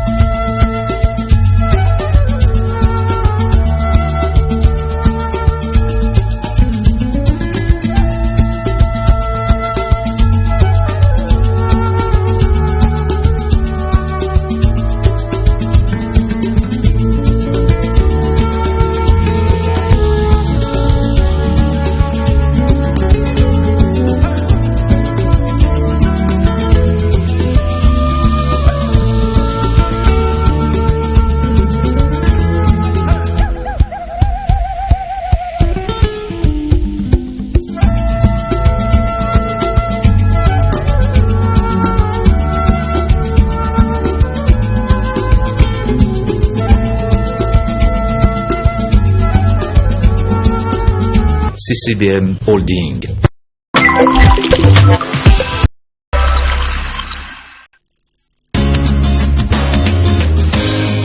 mbokk yi tey suñu jotaay lekk ak naan dañ si ànd ak Yacine Sall ak chef Michael Berthelot qui est le chef du restaurant du Novotel et qui vient juste de lancer son nouveau restaurant, le N-Lounge. Yacine, bienvenue. Merci Tonkara. Chef Michael. Oui, bonjour Amadou. Bonjour et merci de revenir sur le plateau de Sénégal Ca Kanam. Et tu nous manquais parce que ça fait longtemps qu'on n'avait pas ça. Eh oui. Alors chef, aujourd'hui qu'est-ce que tu as?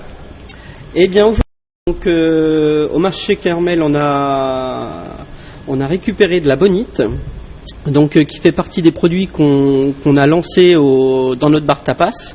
Donc c'est un produit très populaire et qu'on trouve beaucoup ici sur les côtes de Dakar, et on en fait des petites conserves, dont la recette que je vous propose aujourd'hui, c'est la rillette de bonite façon Zanzibar.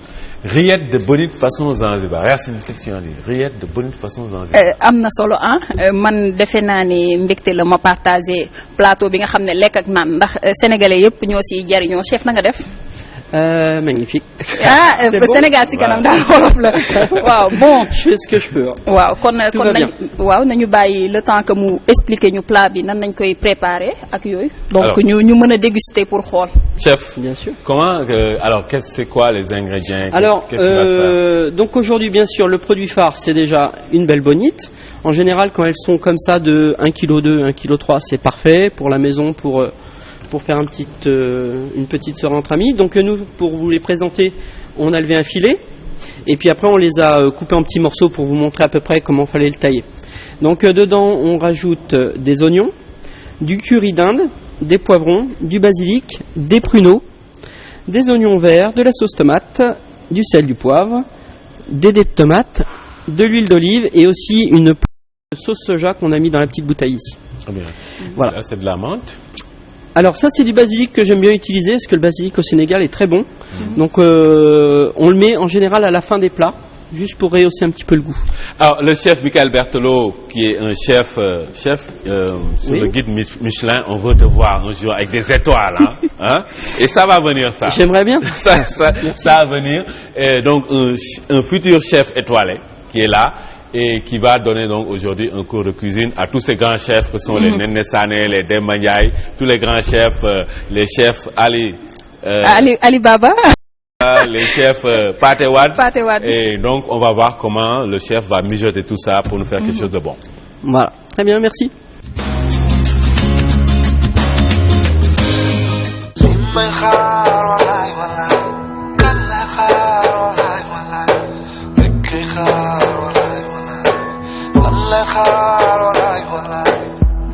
demoon naa bay am lu ma neex demoon naa bay seeti leen demoon naa bay xool yoo naan fan la jëm léeg-léeg ma noppi xaar yaakaar ni leer dina baax mooy man daal. Alors nous revoilà avec le chef Michael Berthelot. Chef, qu'as-tu mijoté? Alors ça y est, on a utilisé nos petits filets de bonite et donc je vous ai fait la petite rillette de poisson Zanzibar, tu vois, qui est là. Oui. On a mis un petit peu de citron, d'huile d'olive dessus et donc j'ai préparé déjà des petits bocaux, donc qu'on sert comme ceci dans notre bar tapas et qu'on déguste sur des petits croûtons à l'huile d'olive que je te laisse si tu le souhaites. Non, déguster. On va se partager ça. Voilà pour le chef. Eh bien, merci. Voilà beaucoup. Pour Yacine.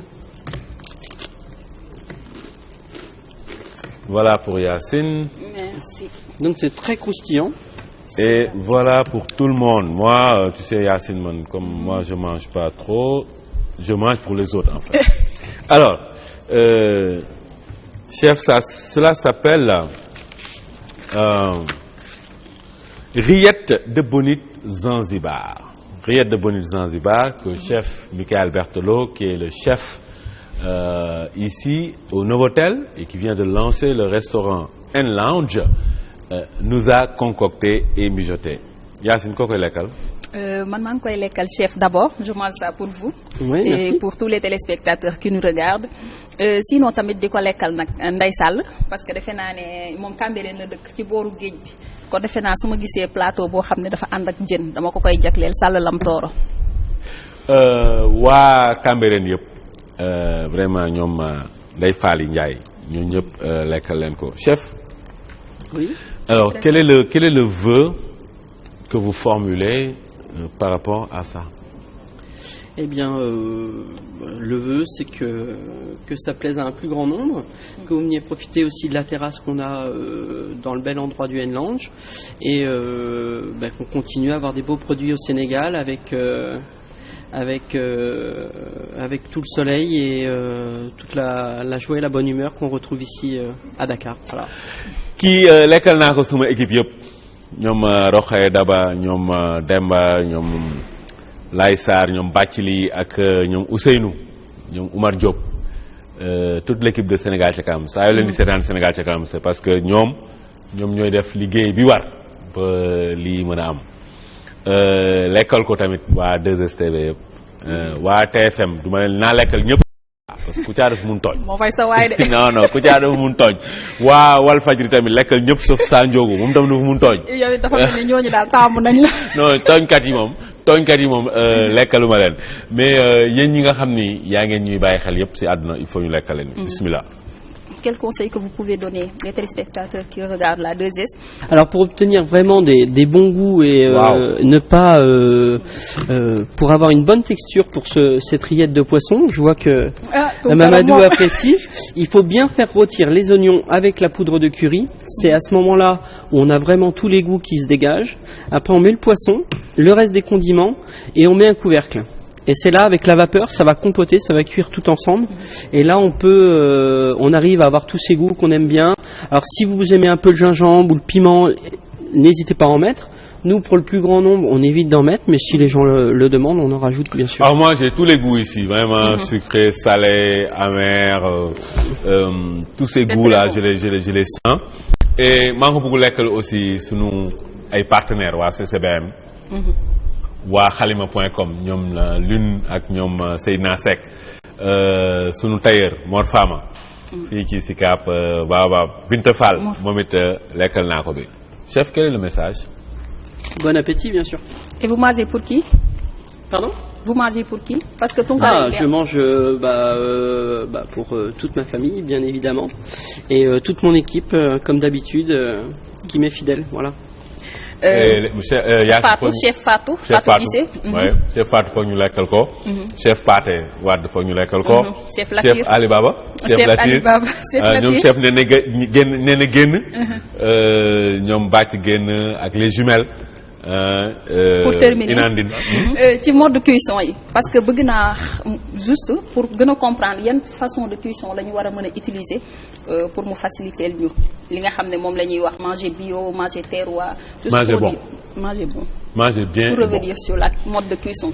Oui, sur les modes de cuisson, n'hésitez pas à utiliser, suivant les régimes, mais par exemple pour la cuisson de la bonite, on n'a pas besoin de beaucoup de matière grasse, c'est vrai qu'on en avait parlé la dernière fois, mais surtout on couvre le plat. Avec, là j'ai amené un couvercle, par exemple c'est avec ce genre de casserole que j'ai pu cuire ce plat, et on cuit à feu très doux. Et c'est là où justement on a une cuisine où on n'a pas besoin d'ajouter trop de sucre, trop de gras et tout ça. Et on fait une cuisson à l'étouffée et on a un poisson qui cuit tout doucement sans se dessécher. Et là, à ce moment-là, vous avez vraiment un produit qui a du goût. Ça te dérange pas si je t'envoie à mon équipe les Rokhaya, les Nafi pour que tu les... Tout ça? Ouais. Avec plaisir, pourquoi pas. Bon, Rokhaya là-bas avec Nafi Diagne. fële ci chef Michael Berthelot laa leen di yóbbu pour goût yi ngeen ñu ko fiy defal Yacine loo jeexale. li may jeexalee mooy di remercier chef bi ci disponibilité di remercier mboolem téléspectateurs yi ndax bëri nañ di safoo li nga xam ne mooy Sénégal ci kanam ñu naan leen yàgg fi rek ñu nit ñu nekk fi rek di leen bégal. Chef, on donne rendez-vous au N-Lounge.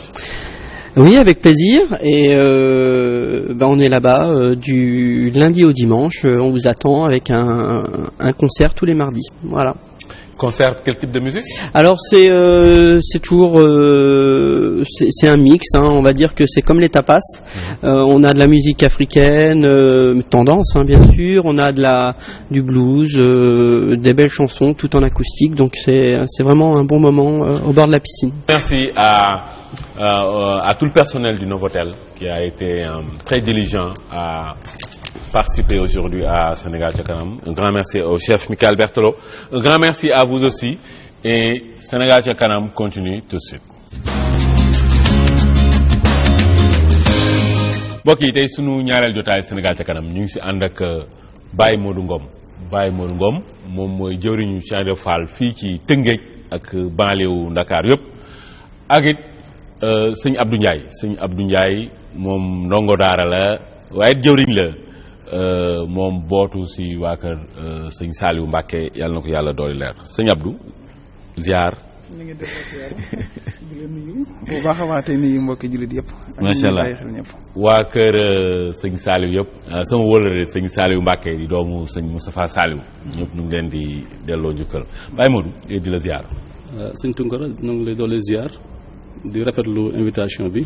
rafetlu loolu dikk bi waa kër Cheikh Ibra Fall yëpp ñu ngi leen di delloo ziar sëñ Abdou fu mu toll nii yéen liggéey bi fu mu toll. xanaa ci kanam rek. macha allah ci kanam rek di la delloo nuyoo di nuyu waa kër Serigne di nuyu sëñ Cheikh mi ci bopp bi. ni yàlla bind nit rek nga xam ne da ngay tële doo indaale xam-xam neewaa ne ñu koy indaale wala ak man waaye nag dañ ko war a waajal ci xam akuk man ba bu màggee ba man mën a jariñ réewam dara comme jóge nañ ci état bu njëkk bi muy xalaqakum min donfin alxuraan dani allahu lazi xalaqakum min donfin nit day juddu di indaale xam-xam neewaa ne koy indaale du indaale man-man ñu war koo waajal ba nga xam ni li yàlla dëxëñ ci kaw suuf te xamulu ko kudut nit mu man koo jariñoo ba nit ñëpp man cee jariñoo ndax lépp daa nekk ci àdduna lépp dafa nekk ci suuf muy njariñ ak lor waaye wa allama al aadama asmaa mooy da koo xamal li ci nekk lépp li ciy njariñ mu war koo génne moytu la cay lor comme génn nañ ci état bu njëkk ba toll ci man nag li ci des rek mooy jëmale lépp ci kanam. fu mu toll nii liggéey bi maanaam waar bi tey nan nga mën a xaymaa muy jëmee kanam.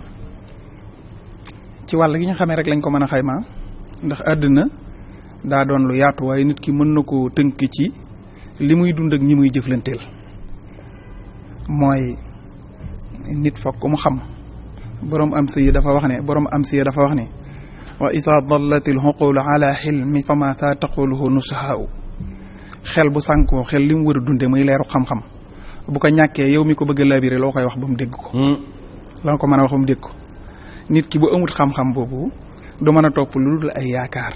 mais xam nga ku mel ni sëñ Saliou. yal na ko yàlla dolli leer. moom daf ñoo wanub yoon. yoon wi mooy.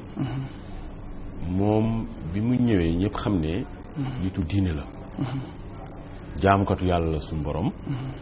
waaye moom yemul ci loolu. dafa ñëw fële ca Xelkom.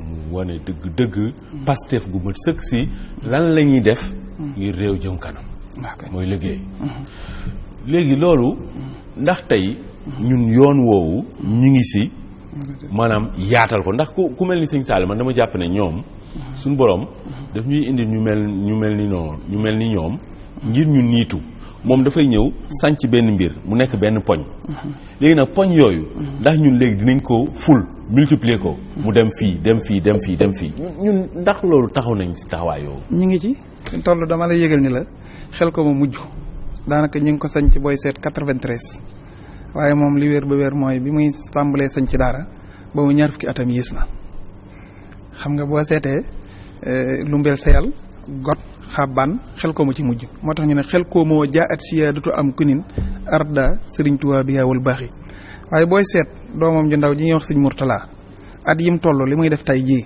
bi sëñ Saliou wi toll fii mu tolloon defut loolu. bon léegi sëñ Saliou def na ñoom sëñ Murtala ñu def mais léegi nag yeneen taalibe yi tey est-ce que mbir sëñ Saliou lu mu def tey nit ñi ñu ngi siy niitu ba di ko fulal mbir mi. bañ ko rek tënkaat si sëñ Saliou ak doom. ñun ñii ci loolu lañ nekk dama laa wax ni la xam nga nit ñaara ko wër alxuraan dani huwa lazi lakumul arda dalulan famsuu fi manaakibihaa yàlla def suuf muy luñ tàggat ba mu nangu lépp ñun ñi ñëpp dañuy bay bu doon comme ku mel ni man bay laay def ak jàngale bay xam nga moom bi mu fi nekk benn sëñ amoon xel comme rek ci ni nga ko waxee ñoom ñooñu muy doom yeeg ñun kenn ku nekk tey tas na ko ba kenn ku ne mi ngi ci feneen ñun ci dongo yi man. mais kan moo sànq lu mel ni xel koom tey ginnaaw sëñ Saliou.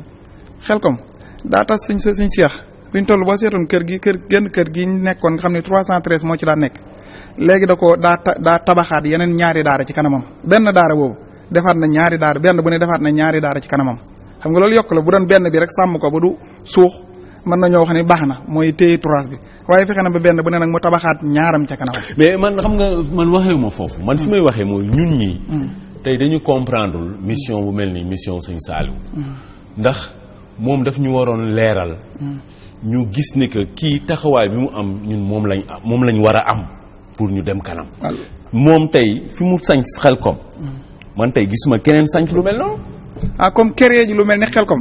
waaw.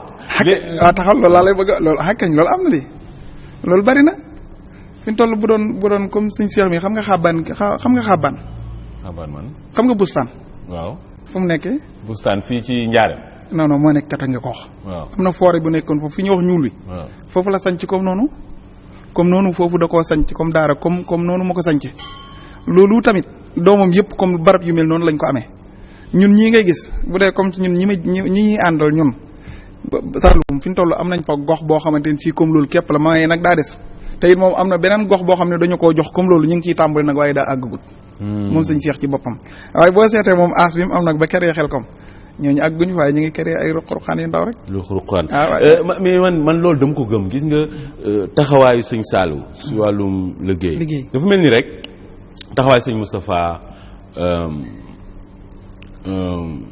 sëñ Mouhamadou Moustapha moom bi mu ñëwee xëcc raay bi. waaw xam nga xëcc raay. day wane yoon. misaal la si ku mën a xëcc raay. mën na xëcc koom. mën na xëcc suqaliku. léegi ñun dafa mel ni ñun suñu jàngat. dafay yem rek après si nit ki moom li mu def mais nit ki li mu def ñun nan lañ siy niitoo ba ñun tamit. jamono ji mu ne moom def na loo xam ne dafa méngoog jamonoom. sëñ Moustapha sëñ Modou Moustapha moom jamono ji nga xam ni moom ma nga doon dund. loolu la méngooloon def na ko.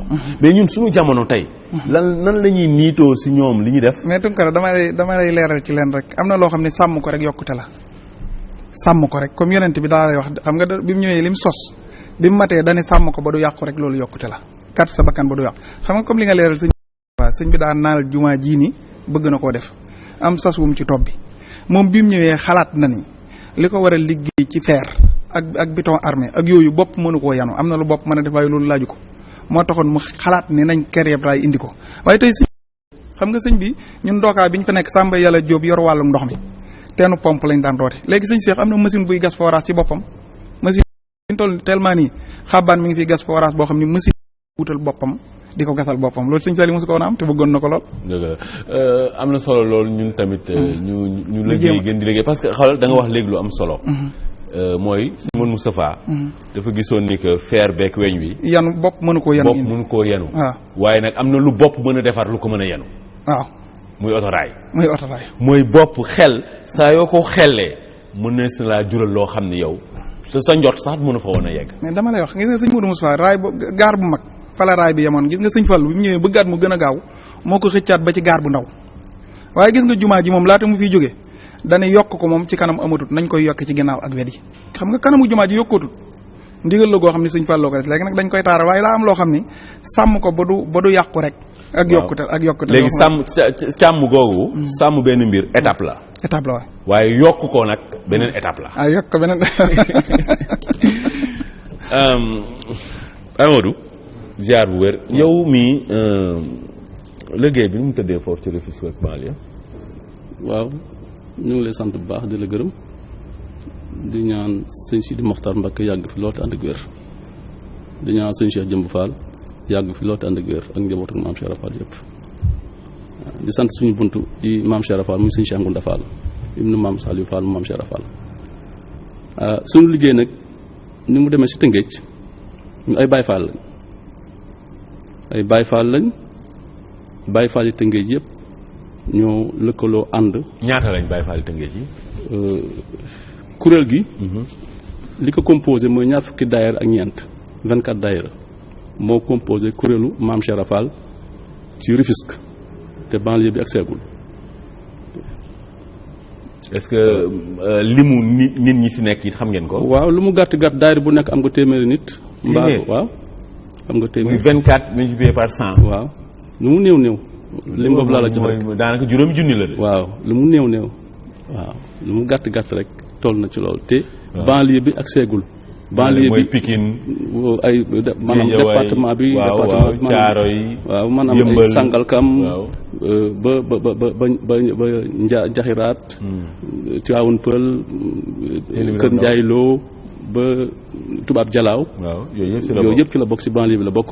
léegi nag dañ ne nag bala ñoo dugg ci banlieue bi nanu fexe maanaam ba lii Tëngéej ñu fexe ba maanaam mokkal ko nooyal ko ba liggéey bi tegu ñu soog a nag jóg nag dugg ci biir banlieue. waaw liggéey bi moom lan la. waaw liggéey bi nag mooy liggéeyal yàlla. ci naka. ñun ay soldats l'islam lañ ay Baye Fall lañ danoo xool ne ñun dafa am lu nu Cheikh Ibra bàyyil muy xidma liggéey jaamu yàlla. ñu xool ne tey jii ndaw ñi bari na ñu bari ñoo xam ne ñu ngi daw riir jëme ci maam Cheikh Ibra Fall te xamuñu nu ñu jariñoo ci Cheikh Ibra Fall te ñun nag kenn ku si nekk daayira bi nga jiite sàmm nga ci te bu ëllëgee bala ñoo laaj mbooloo mi yow lañu njëkk a laaj kon ñu xam ne ñun am nañ jëwriñ ju ne am nga part de responsabilité. ñu lëkkaloo Baye Modou ba léegi tamit waxoo liggéey bi lan la. waaw liggéey bi moom mooy jëf te yàlla tax ñu ngi def ay action yooyu lan la. waaw action yi nag moom mooy ñu ngi bay ay armeel gratuitement di fa wàcc ay kaami di fa togg ay xéwal waaw di bay hôpitaux Youssou Mbargane ñu ngi koy bay. di fa wàcc kaami setal bay ñax mi chaque année dañ koy def waaw boole ko wàcc kaami togg ay xéwal waaw lu ñëpp bokk daal ñun kuréelu Maam Cheikh Ibra Fall bi dañuy ñëw engagé wu liggéey ko teel Baye Fall tamit boo demee léeg-léeg Tëngéej ngay romb foofu sa oto léeg-léeg Baye Fall dañuy gis ñu song sa oto naan la maanaam maajaal boo xam ne dafa xaw a agressif daal lu tax loolu. waaw xam nga da nga wax ne Baye Fall tey ji ñooñee di songu nit ñi di leen laaj koo si jàppoon téye ko laaj kan mooy sa sëriñ du ne surtout Cheikh Ibra Fall mooy sama sëriñ mbaa ku Cheikh Ibra seexal maamam liggéeyal maam ba mu seexal ko du ne moom mooy sama sëriñ Baye Fall ñu ngi ci tool yi ñu ngi liggéeyal yàlla. ñooñu du ñu ay vrai Baye Fall. non Baye Fall da ngay sosoo ci njabootu maam Cheikh Ibra Fall wala sa maam liggéeyal maam Cheikh Ibra Fall ba mu gërëm ko. ku doon kooku rek du Baye Fall. non non. Baye Fall moom mooy xanaa bàyyi sa bopp la ndax Baye Fall talul loolu Baye Fall dafay fexe nan lay mën a fexe ba bokk ci ñuy saraxe. yow mii doo maajaal. man duma maajaal damay fas yéene ñaan fexe ba bokk ci ñuy saraxe. kon ñi ñuy gis léeg-léeg ñu ñëw def tànku neen kii yori rasta sol yi kii njaxas ak yooyu di maajaal ñooñu du ñu Baye Fall. ah ñoom daal ñun de Baye Fall ñun waa njabootu maam Cheikh Ibra Fall. ñu bokk ci kër Cheikh Ibra Fall te ñu ay Baye Fall ay noble lañ dañuy fas yéene liggéey te liggéey lañ leen jàngal ak jaamu yàlla. loolu am na solo de ndax xam nga laaj ñaan maajaal yooyu yëpp boo ko xoolee dafay dellu si waat si lu ñu jàngal si lislaam ne loxo bi joxe moo gën loxo bi nangu te yow boo fekkee nag yow sa àdduna yëpp da nga bëgg nekk di nangu rek soo moytul ñuy joxe ñoom ñoo lay gën de te jaamu yàlla defe naa dafa bokk si jéem a fexe ba bokk si ñi gën waaye ba bokk si ñi nga xam dañuy laaj rek Baye Modou it bu ñuy wax Baye Fall it dañuy wax koo xam ne du julli du woor loolu tamit lu am la. waaw du ma julli du ma woor. yow doo julli doo woor. man du ma julli du ma woor te dama ci fier nag. ndax tey ji boo demee tey xalif général des Baye Fall boo fa demoon tey ji julli duñu woor waaw te it na maam Cheikh Ibra Fall àndoon na Serigne Touba ci ñàkk julli ak woor gi noonu la tey njabootu Serigne Touba ak njabootu maam Cheikh Ibra Fall noonu la ñu àndee. léegi ñàkk julli gi ak ñàkk woor gi moom daanaka mbirum Baye Fall la du mbirum jullit yëpp daal. waaw mbirum Baye Fall la ndax Baye Fall moom xam nga julli baax na lool waaye booy joxe tamit foo booy julli penk ngay jublu. dëgg la waaye booy joxe foo taxaw joxe ñu nangu. lu wér waaw kon nag moo tax Cheikh Ibra Fall féetewoo joxe ji rek jëf rek liggéey. mënoo développé am réew te liggéeyoo. loolu dama say ànd. waaw mais est-ce que tey ñaari mënuñu ànd sama laaj loolu ndax tey joxe bi comme ni nga ko waxee foo nekk rek joxe ñu nangu. ndax loolu tamit mënul ànd ak julli. waaw xam nga bu fekkoon ne ñun sunu maître daf noo woon loolu bàyyil ñu ko fi kon buñ ñëwee ci loolu la ñuy jaar rek waaye nag ku la jàngal métier mooy sa maître te Cheikh Ibra Fall mënu jàngal métier. waaw kon nit ki li ñu la jàng rek ngay tari. mais léegi bu ñuy wax jullit tamit mooy jullit xam nga mooy kuy julli. léegi alxuraan moom lan la wax si loolu yéen da ngeen yow jàng alxuraan. kan man waaw man de nafar naa ci xam naa ci tuuti waaye nag li ma fi gën a féetal moom mooy xidma liggéey. mais alxuraan moom xam nga lan la wax si julli ak yooyu. julli de baax na lool de. alxuraan lu mu si wax. lu mu wax si julli julli ñëpp xam nañ ko. mooy julli yëpp xam nañ ko da ngaa war a julli waaye ñun ay Baye Fall lañ moom. léegi alxuraan dafa ni da ngaa war a julli léegi Baye Fall xanaa day am da ngay am exemple. déedéet Baye Fall moom dañoo war a liggéey Baye Fall day liggéey Baye Fall dafa jël léppam jébbal ko Serigne Touba waaw maam Cheikh Ibra Fall dafa waxoon Serigne Touba toppal yàlla yow mi xam yàlla man ma topp la bëggal de liggéey rek. waaw. waaw loolu est-ce que tey jii da nga wax lu am solo mooy alxuraan li la wax ndax du alxuraan mooy nattukaay bi gën a kawe. waaw mooy nattukaay bi gën a kawe waaye nag dafa am loo xamante ni est-ce que alxuraan war nañ ko wax naan waaye bu ñu nee alxuraan rek dañu war a jébbalu de wala. dama ne sëñ Tuubaa moo am mooy alxuraan moo xam alxuraan waaye Cheikh Rafal xam na alxuraan waaye dafa féetewoo liggéey ak bëgg sëriñ Tuubaa. benn waaye dafa mës a ñëw laaj sëriñ Tuubaa basmala. sëñ bi na ko leeral si basmala. sëñ bi balaa mu koy tontu mu joxe benn dénkaane mu ne mun ñuy digal ñu topp ngiru imam Malik ndax imam Malik ku dëggu la ku maanu la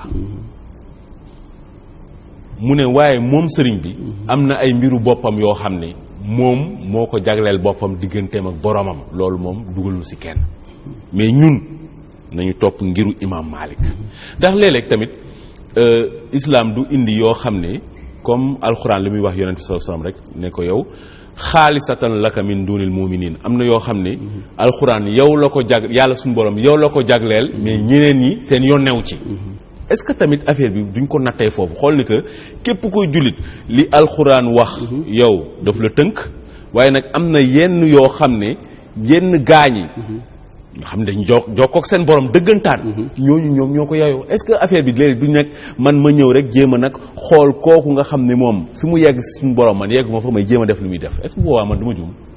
waaw mais ñun duñ juum Baye Fall ndax Baye Fall benn melo la menum xel la maam Cheikh Fall bi mu xoolee Sëñ Tuubaa xoolatul leneen dafa na jàkk Sëñ Tuubaa rek waaw bëgg maam Cheikh Fall yëpp dafa nekk ci bëgg Sëñ Tuubaa waaw moo tax maam Cheikh Fall ba mu jëbbale boppam Sëñ Tuubaa amatul sañ-sañ sax dagg ci karoom wenn fepp ndax Baye Fall day mel ni sërëb sangukaay day mel ni néew bu neexee borom lëkkaayoo bu neexee borom bokk bu neexee borom yenu bu neexee borom sangoo. xel mi nag. xel mi tamit da koy xelli ci ndigal waaw ci ndigal waaw. wala li topp ndigal. ndigal rek appliqué waaw toujours action waaw. moo tax Sëñ Tuubaa wax ne Tuubaa li habdal muridin saadixiin law ma bi xidmatin la wax. aw bi hubbin aw hadiyaati kon xidma bi moo jiitu liggéey. xidma moo jiitu liggéey waaw ma ne xidma bi laa moo jiitu laa moom la di ko wax. mais xam nga foofu tamit dafa am lu am solo mooy xidma. dafa am ay pàcc yu bëri. waaw am na xidma bu yoo xam ne dafay jëm si nit ñi. am na xidma buy jëm si bàyyima yi. am na xidma buy jëm si gàncax yi. waaye am na xidma buy jëm si sa bopp. am na xidma it bu jëm si sa borom. xidma bi jëm si sa borom nag. amaana moom mooy santaane yi. julli woor génne asaka dem màkka yooyu xidma suñu borom la ndax léegi tey dañu war a rek tënku si xidma bi nga xam moo jëm si nit ñi sàgganee xidma bi jëm suñu borom. déedéet yëpp la Baye Fall lépp la boole. moo tax Baye Fall kon non Baye Fall boole ko parce que Baye Fall du julli. non julli bi xidma suñu borom la laa wax. mais am na loo xam jëf nag liggéey bi. waaw kooku liggéey boobu. comme li nga wax tey boo demee nga bay cimetière. wala nga bay mairie bi. xidma la pour nit ñi. léegi tey boo taxawee julli. xidma la si sa borom. waaw léegi nag bu fekkee da ngaa togg ay ndogu. xidma la pour nit ñi. xidma nit ñi la ba léegi. mais loolu attention. parce que xam nga booy julli tey. waaw bàyyi moom ki ngay liggéeyal mais yàlla dafa ne liggéeyal ma si jaamu yàlla yi. waaw d'accord naa non. xam nga lan laay wax mais yàlla mën na koo liggéeyal ci ngelaw nii rek. de xam nga lan laay wax. xam naa li nga wax mooy yow li nga wax dama si ànd 1000%. xidma googu lu war la. jullit murit Baye Fall day nekk si xidma. ndax dimbali jaam ñi. kooku day tax nga am ngërëmu suñu borom. xidma googu gu wér la waaye geneen xidma gi may wax. mooy xidma wu santaane suñu borom yi. kooku xidma googu wàcc ñu. waaw mais santaane suñu borom da ngay jàng alxuraan da ngay wér da ngay. da ngay julli da ngay woor loolu laay wax man du ñu woor ñun. du ñu julli non loolu tey xam naa ko. voilà léegi damay wax xidma bi nag da ngay jàng xasaay da ngay def ay xeeti ibaadaat da ngay wér di wéet ak sa borom. di zikkër saa su nekk sa xol bi sa dënn bi li ciy nux nuxi mooy tur yàlla nurullahi. julli geeg woor gi daal moom bokkul moom. julli wuñu woorul ndax ki ñuy topp ak lam ñu fi bàyyil julliwul woorul te Sëñ Tuubaa julliwul koon wooruwul koon doomi Sëñ Tuubaa yi tamit ak doomi maam Cheikh Fall yi joxuñu woon ndigal pour ñu julli faa ñu woor njabootu gi fi nekk sët yi ak sëti Sëñ Tuubaa sëti Cheikh Fall yi noonu lañu àndante te weeru koor bu ñu toggee ay ndogu bu ñu yeggee bu ndogu yi agsee ñoom dañuy yàkkamte ndogu Baye Fall yi. macha allah waaw xidma gi kon nag ñun ñu ngi liggéeyal yàlla ci jaamu yàlla yi di liggéeyal yàlla ci suñu jëmm yi waaw moo tax ñuy bay ay armeel di bay lu yëpp bokk. moo tax daal nekk ci xidma nekk ci xidma yi. beneen xidma gi daal moom lañ dul nekk. non beneen xidma ñu ngi ci. non dama ni julleeg woor tamit xidma la. waaw julleeg woor xam nga ñuy julli ñuy woor ñu ngi julli di woor. mais ñun ñu ngay def leneen loo xam ni bokkul ak xidma bi liggéey bi rek. loolu laa wax dañuy wérd. dañuy jàng xasaayit. dëgg la xam nga affaire nu mu mel dafa mel ni doomu aadama rek. waaw ay pàcc yu bëri la ay pàcc yu bëri waaw.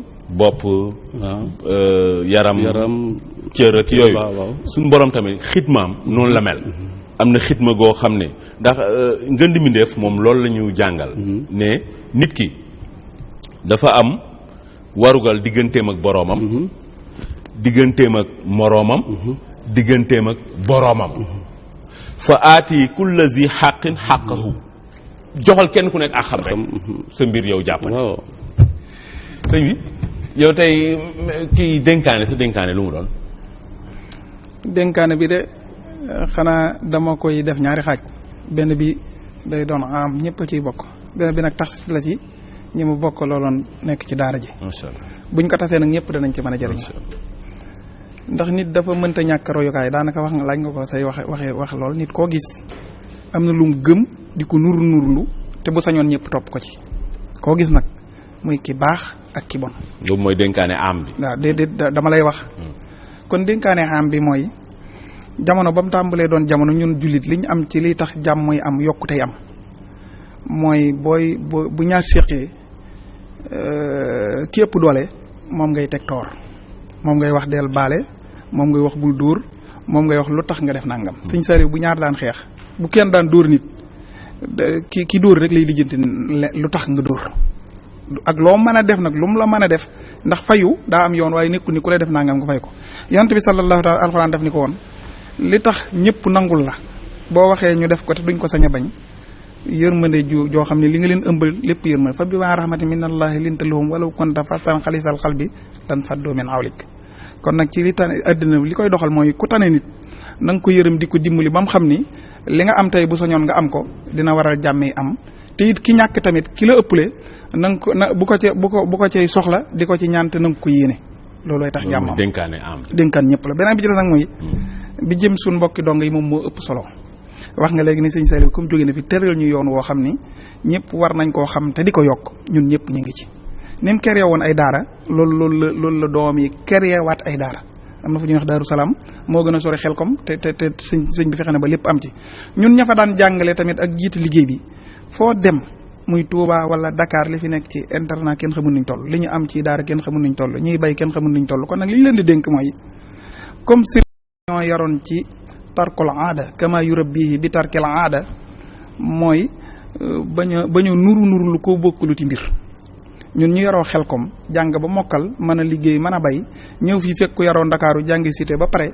nga bëgg lu mu sol laay sol mbaa lu mu lekk laay lekk mbaa nu soxnaam solo lay solo dañuy indi li jafe-jafe ndax dañoo wax ni ku yanu lu ëpp li nga am rek sonal nga sa bopp dugal nga sa bopp ci mu xuwa nag li muy tekki xuwatu arab la xal kubéer lañ ko binde mooy pax moo xam ni biir gi day yaatu kaw gi saw mooy ku ci dugg kon dugal nga sa bopp fa amatul pexe ndax dañ ne nit ki bu amoon milliard am itte milliard bu teg ñetti téeméer rek du nopp looti yow mi am dërëm ñaar dërëm nag am soxlay dërëm yow kon yaa ngi ci jàmm kon nag li may dénk ñun ñëpp mooy bëgg ku la considéré moom tax ngay nur lu doo doonul nañ xam ne aada yi ñu yare woon moom rek a baax aada yi ñu yare woon ci solin ci waxin ci liggéey ci doyloo sa bopp te bañ a yaakaar nit ñi te xam ne yàlla bindal na ku nekk li nga war a am li muy xaar rek mooy nga sabablu li ngay am ci sàcc boo ko jaayoon ci am bi laa am ko kon li ci des rek mooy nañ gën a gëm yàlla gën a doylu gën a rafetal suñu pas-pas ci doxin yi sëñ bi tegoon te xam ne wënul ñu lu dul yàlla te ñun xam nañ ci lu wér. Baye Modou yow sa dénkaane lu mu doon. man sama dénkaane day mooy wax ne daal taalibe yi Baye Fall yëpp nañu gën a takku taxaw fu waaye Baye Fall nekk ci àdduna bi rawatina réew mi nañu organiser wu fas yéene doon benn ndax borom kër ci kër bu sañoon ak njabootam doon benn.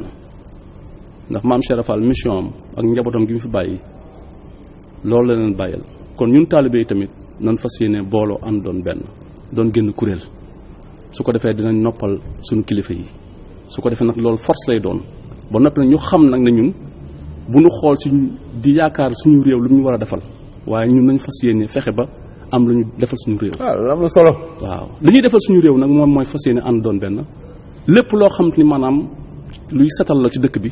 ñun dañ ciy taxaw canal yeeg mbedd yeeg ndax fi mu ne ñun kuréelu maam Cheikh Fall gi chaque fin du mois benn daayira da koy ayee ñu teew fa natt kenn ku nekk ñeent fukki dërëm waaw ki ñu fekk si joxe 2000 francs ñu dajale ko jox suñu trésorier mu denc su ko defee action yooyu activité yooyu ñuy def ci la ñuy togg ci la ñuy wàcc ay caméra yooyu yëpp daal waaw su ko defee nag maanaam loolu dafay nekk loo xamante ni noonu la ñuy wël tourné waatee ci wàllu set setal waaw bu ñu waree dem tey Guy Murit ña fa nekk féete foofu dañ leen xamal ne bi sàngam dinañ ñëw pour setal gox boobu su ko defee ngeen xool point yi xam te ñoom ñoo kéemaane ñoo am mbalit wala dara su ko defee ngeen repéré ko mu impliqué ci chef de quartier yi délégué kii maanaam AC yëpp su ko defee kuréel gi daal di ñëw fekk si leen ñu setal gox boobu ba pare bàyyi leen nag ngeen yor maintenance bi ak entretien bi loolu surtout loolu nag dafa am solo parce que defar rek dem xam nga gaañ bu ñu yor maintenance entretien boo ñëwee boo moytul da ngay voilà léegi daayira yooyu ne foofu nag la ñuy bàyyil nag ñu yor suivi bi ak maintenance bi ñu demaat si beneen gox di ko def léegi bala ñoo wàññeekuwaat bay ñëwaat foofu yéen di ngeen fekk yéen daanaka lañ fay fekkaat du kéemaane loolu am solo léegi aussi tamit kuréel gi aussi dafa am leneen loo xam ne mi ngi koy taxawal këru maam Cheikh Rafal koo xam te ni barab lay doon boo xam te ni dañ koy am fan la war a doon ñu ngi de passage ñu ngi sant Ndiagne Diop maire de Bambilor moom recevoir oon nañu ba may ñu fukki terrain ak 10 fukki tonnes ciment foofu ngeen ko waaw léegi nag waa ci boori autoroute à péage bi pour ñu tabax ko fa di fa mën a tàggat ndaw ñi di leen jàngal métier di former jigéen ñi ci ay teinture yi doon ak ñaw loolu am na solo ak wàllu tamit mbay ñu ngi tamit di lancer appel aussi waaw président de la République Macky Sall pour que maanaam mu xam ni maanaam Sénégal émergent bi muy woote bi mu bëgg ak fa mu bëgg mu yegg bu ci dugalee Baye Fall yi jox leen seen gëdd yaakaar na réew mi dina gën jëm si kanam ndax ki xam day liggéey te kenn du ko fay di setal te kenn du ko fay suñ ko joxee ay moyens poussé ko rek dëkk bi dina mel na mu war a mel te it man suñu slogan dafa nekk un Baye Fall une poubelle waaw loolu suñu slogan la te loolu ñu ngi koy commencé di ko taxawal Tëngéej un Baye Fall une poubelle Baye Fall bu nekk benn poubelle waaw pour setal daal pour setal waaw te it ñu ngi sant aussi de passage sunu maire muy Daouda Niang recevoir na kuréelu maam Cheikh Rafal gi waxtaan nañ en partenariat pour que maanaam li nga xam moom mooy caniveau Tëngéej yi ak maanaam boulevard yeeg ak surtout Tëngéej bi ñu àndante ko en partenariat pour fexe Tëngéej mbalit jeex fa salte jeex fa loolu am na solo lool gërëm Baye Modou Ngom moom waa kër Cheikh Rafal fii ci Tëngéej ak banlieue bu Ndakaaru sëñ Abdou Ndiaye moom di ndongo bokk si waa kër sëñ Saliou Mbacké ko yàlla dooli leer gërëm sunu mbooleemu partenaires yi nga xam ni ñoom ñoo àndoon ak ñun si jotaay bi ñoom CCBM ak waa xalima.com jotaay bi saa yu leen soobee mun ngeen dem xalima.com ngeen seetaan ko gërëm tamit sunu ñawkat di Mor Fama Dioum fii ci Sicap Baobab sunu ay techniciens ñoom Roxaya Daba Mbodj ak Demba Seck ñoom Lay Sarr ñoom Ousseynou ñoom Bàccili ak Oumar Diop ñoo ñëpp delloo njukkal mboolem ñi nga xam ne ñu ngi bàyyi xel si àdduna bi yëpp waa Italie ñoom Ëmma Fall dig daje ëllëg bu soobee yàlla wasalaam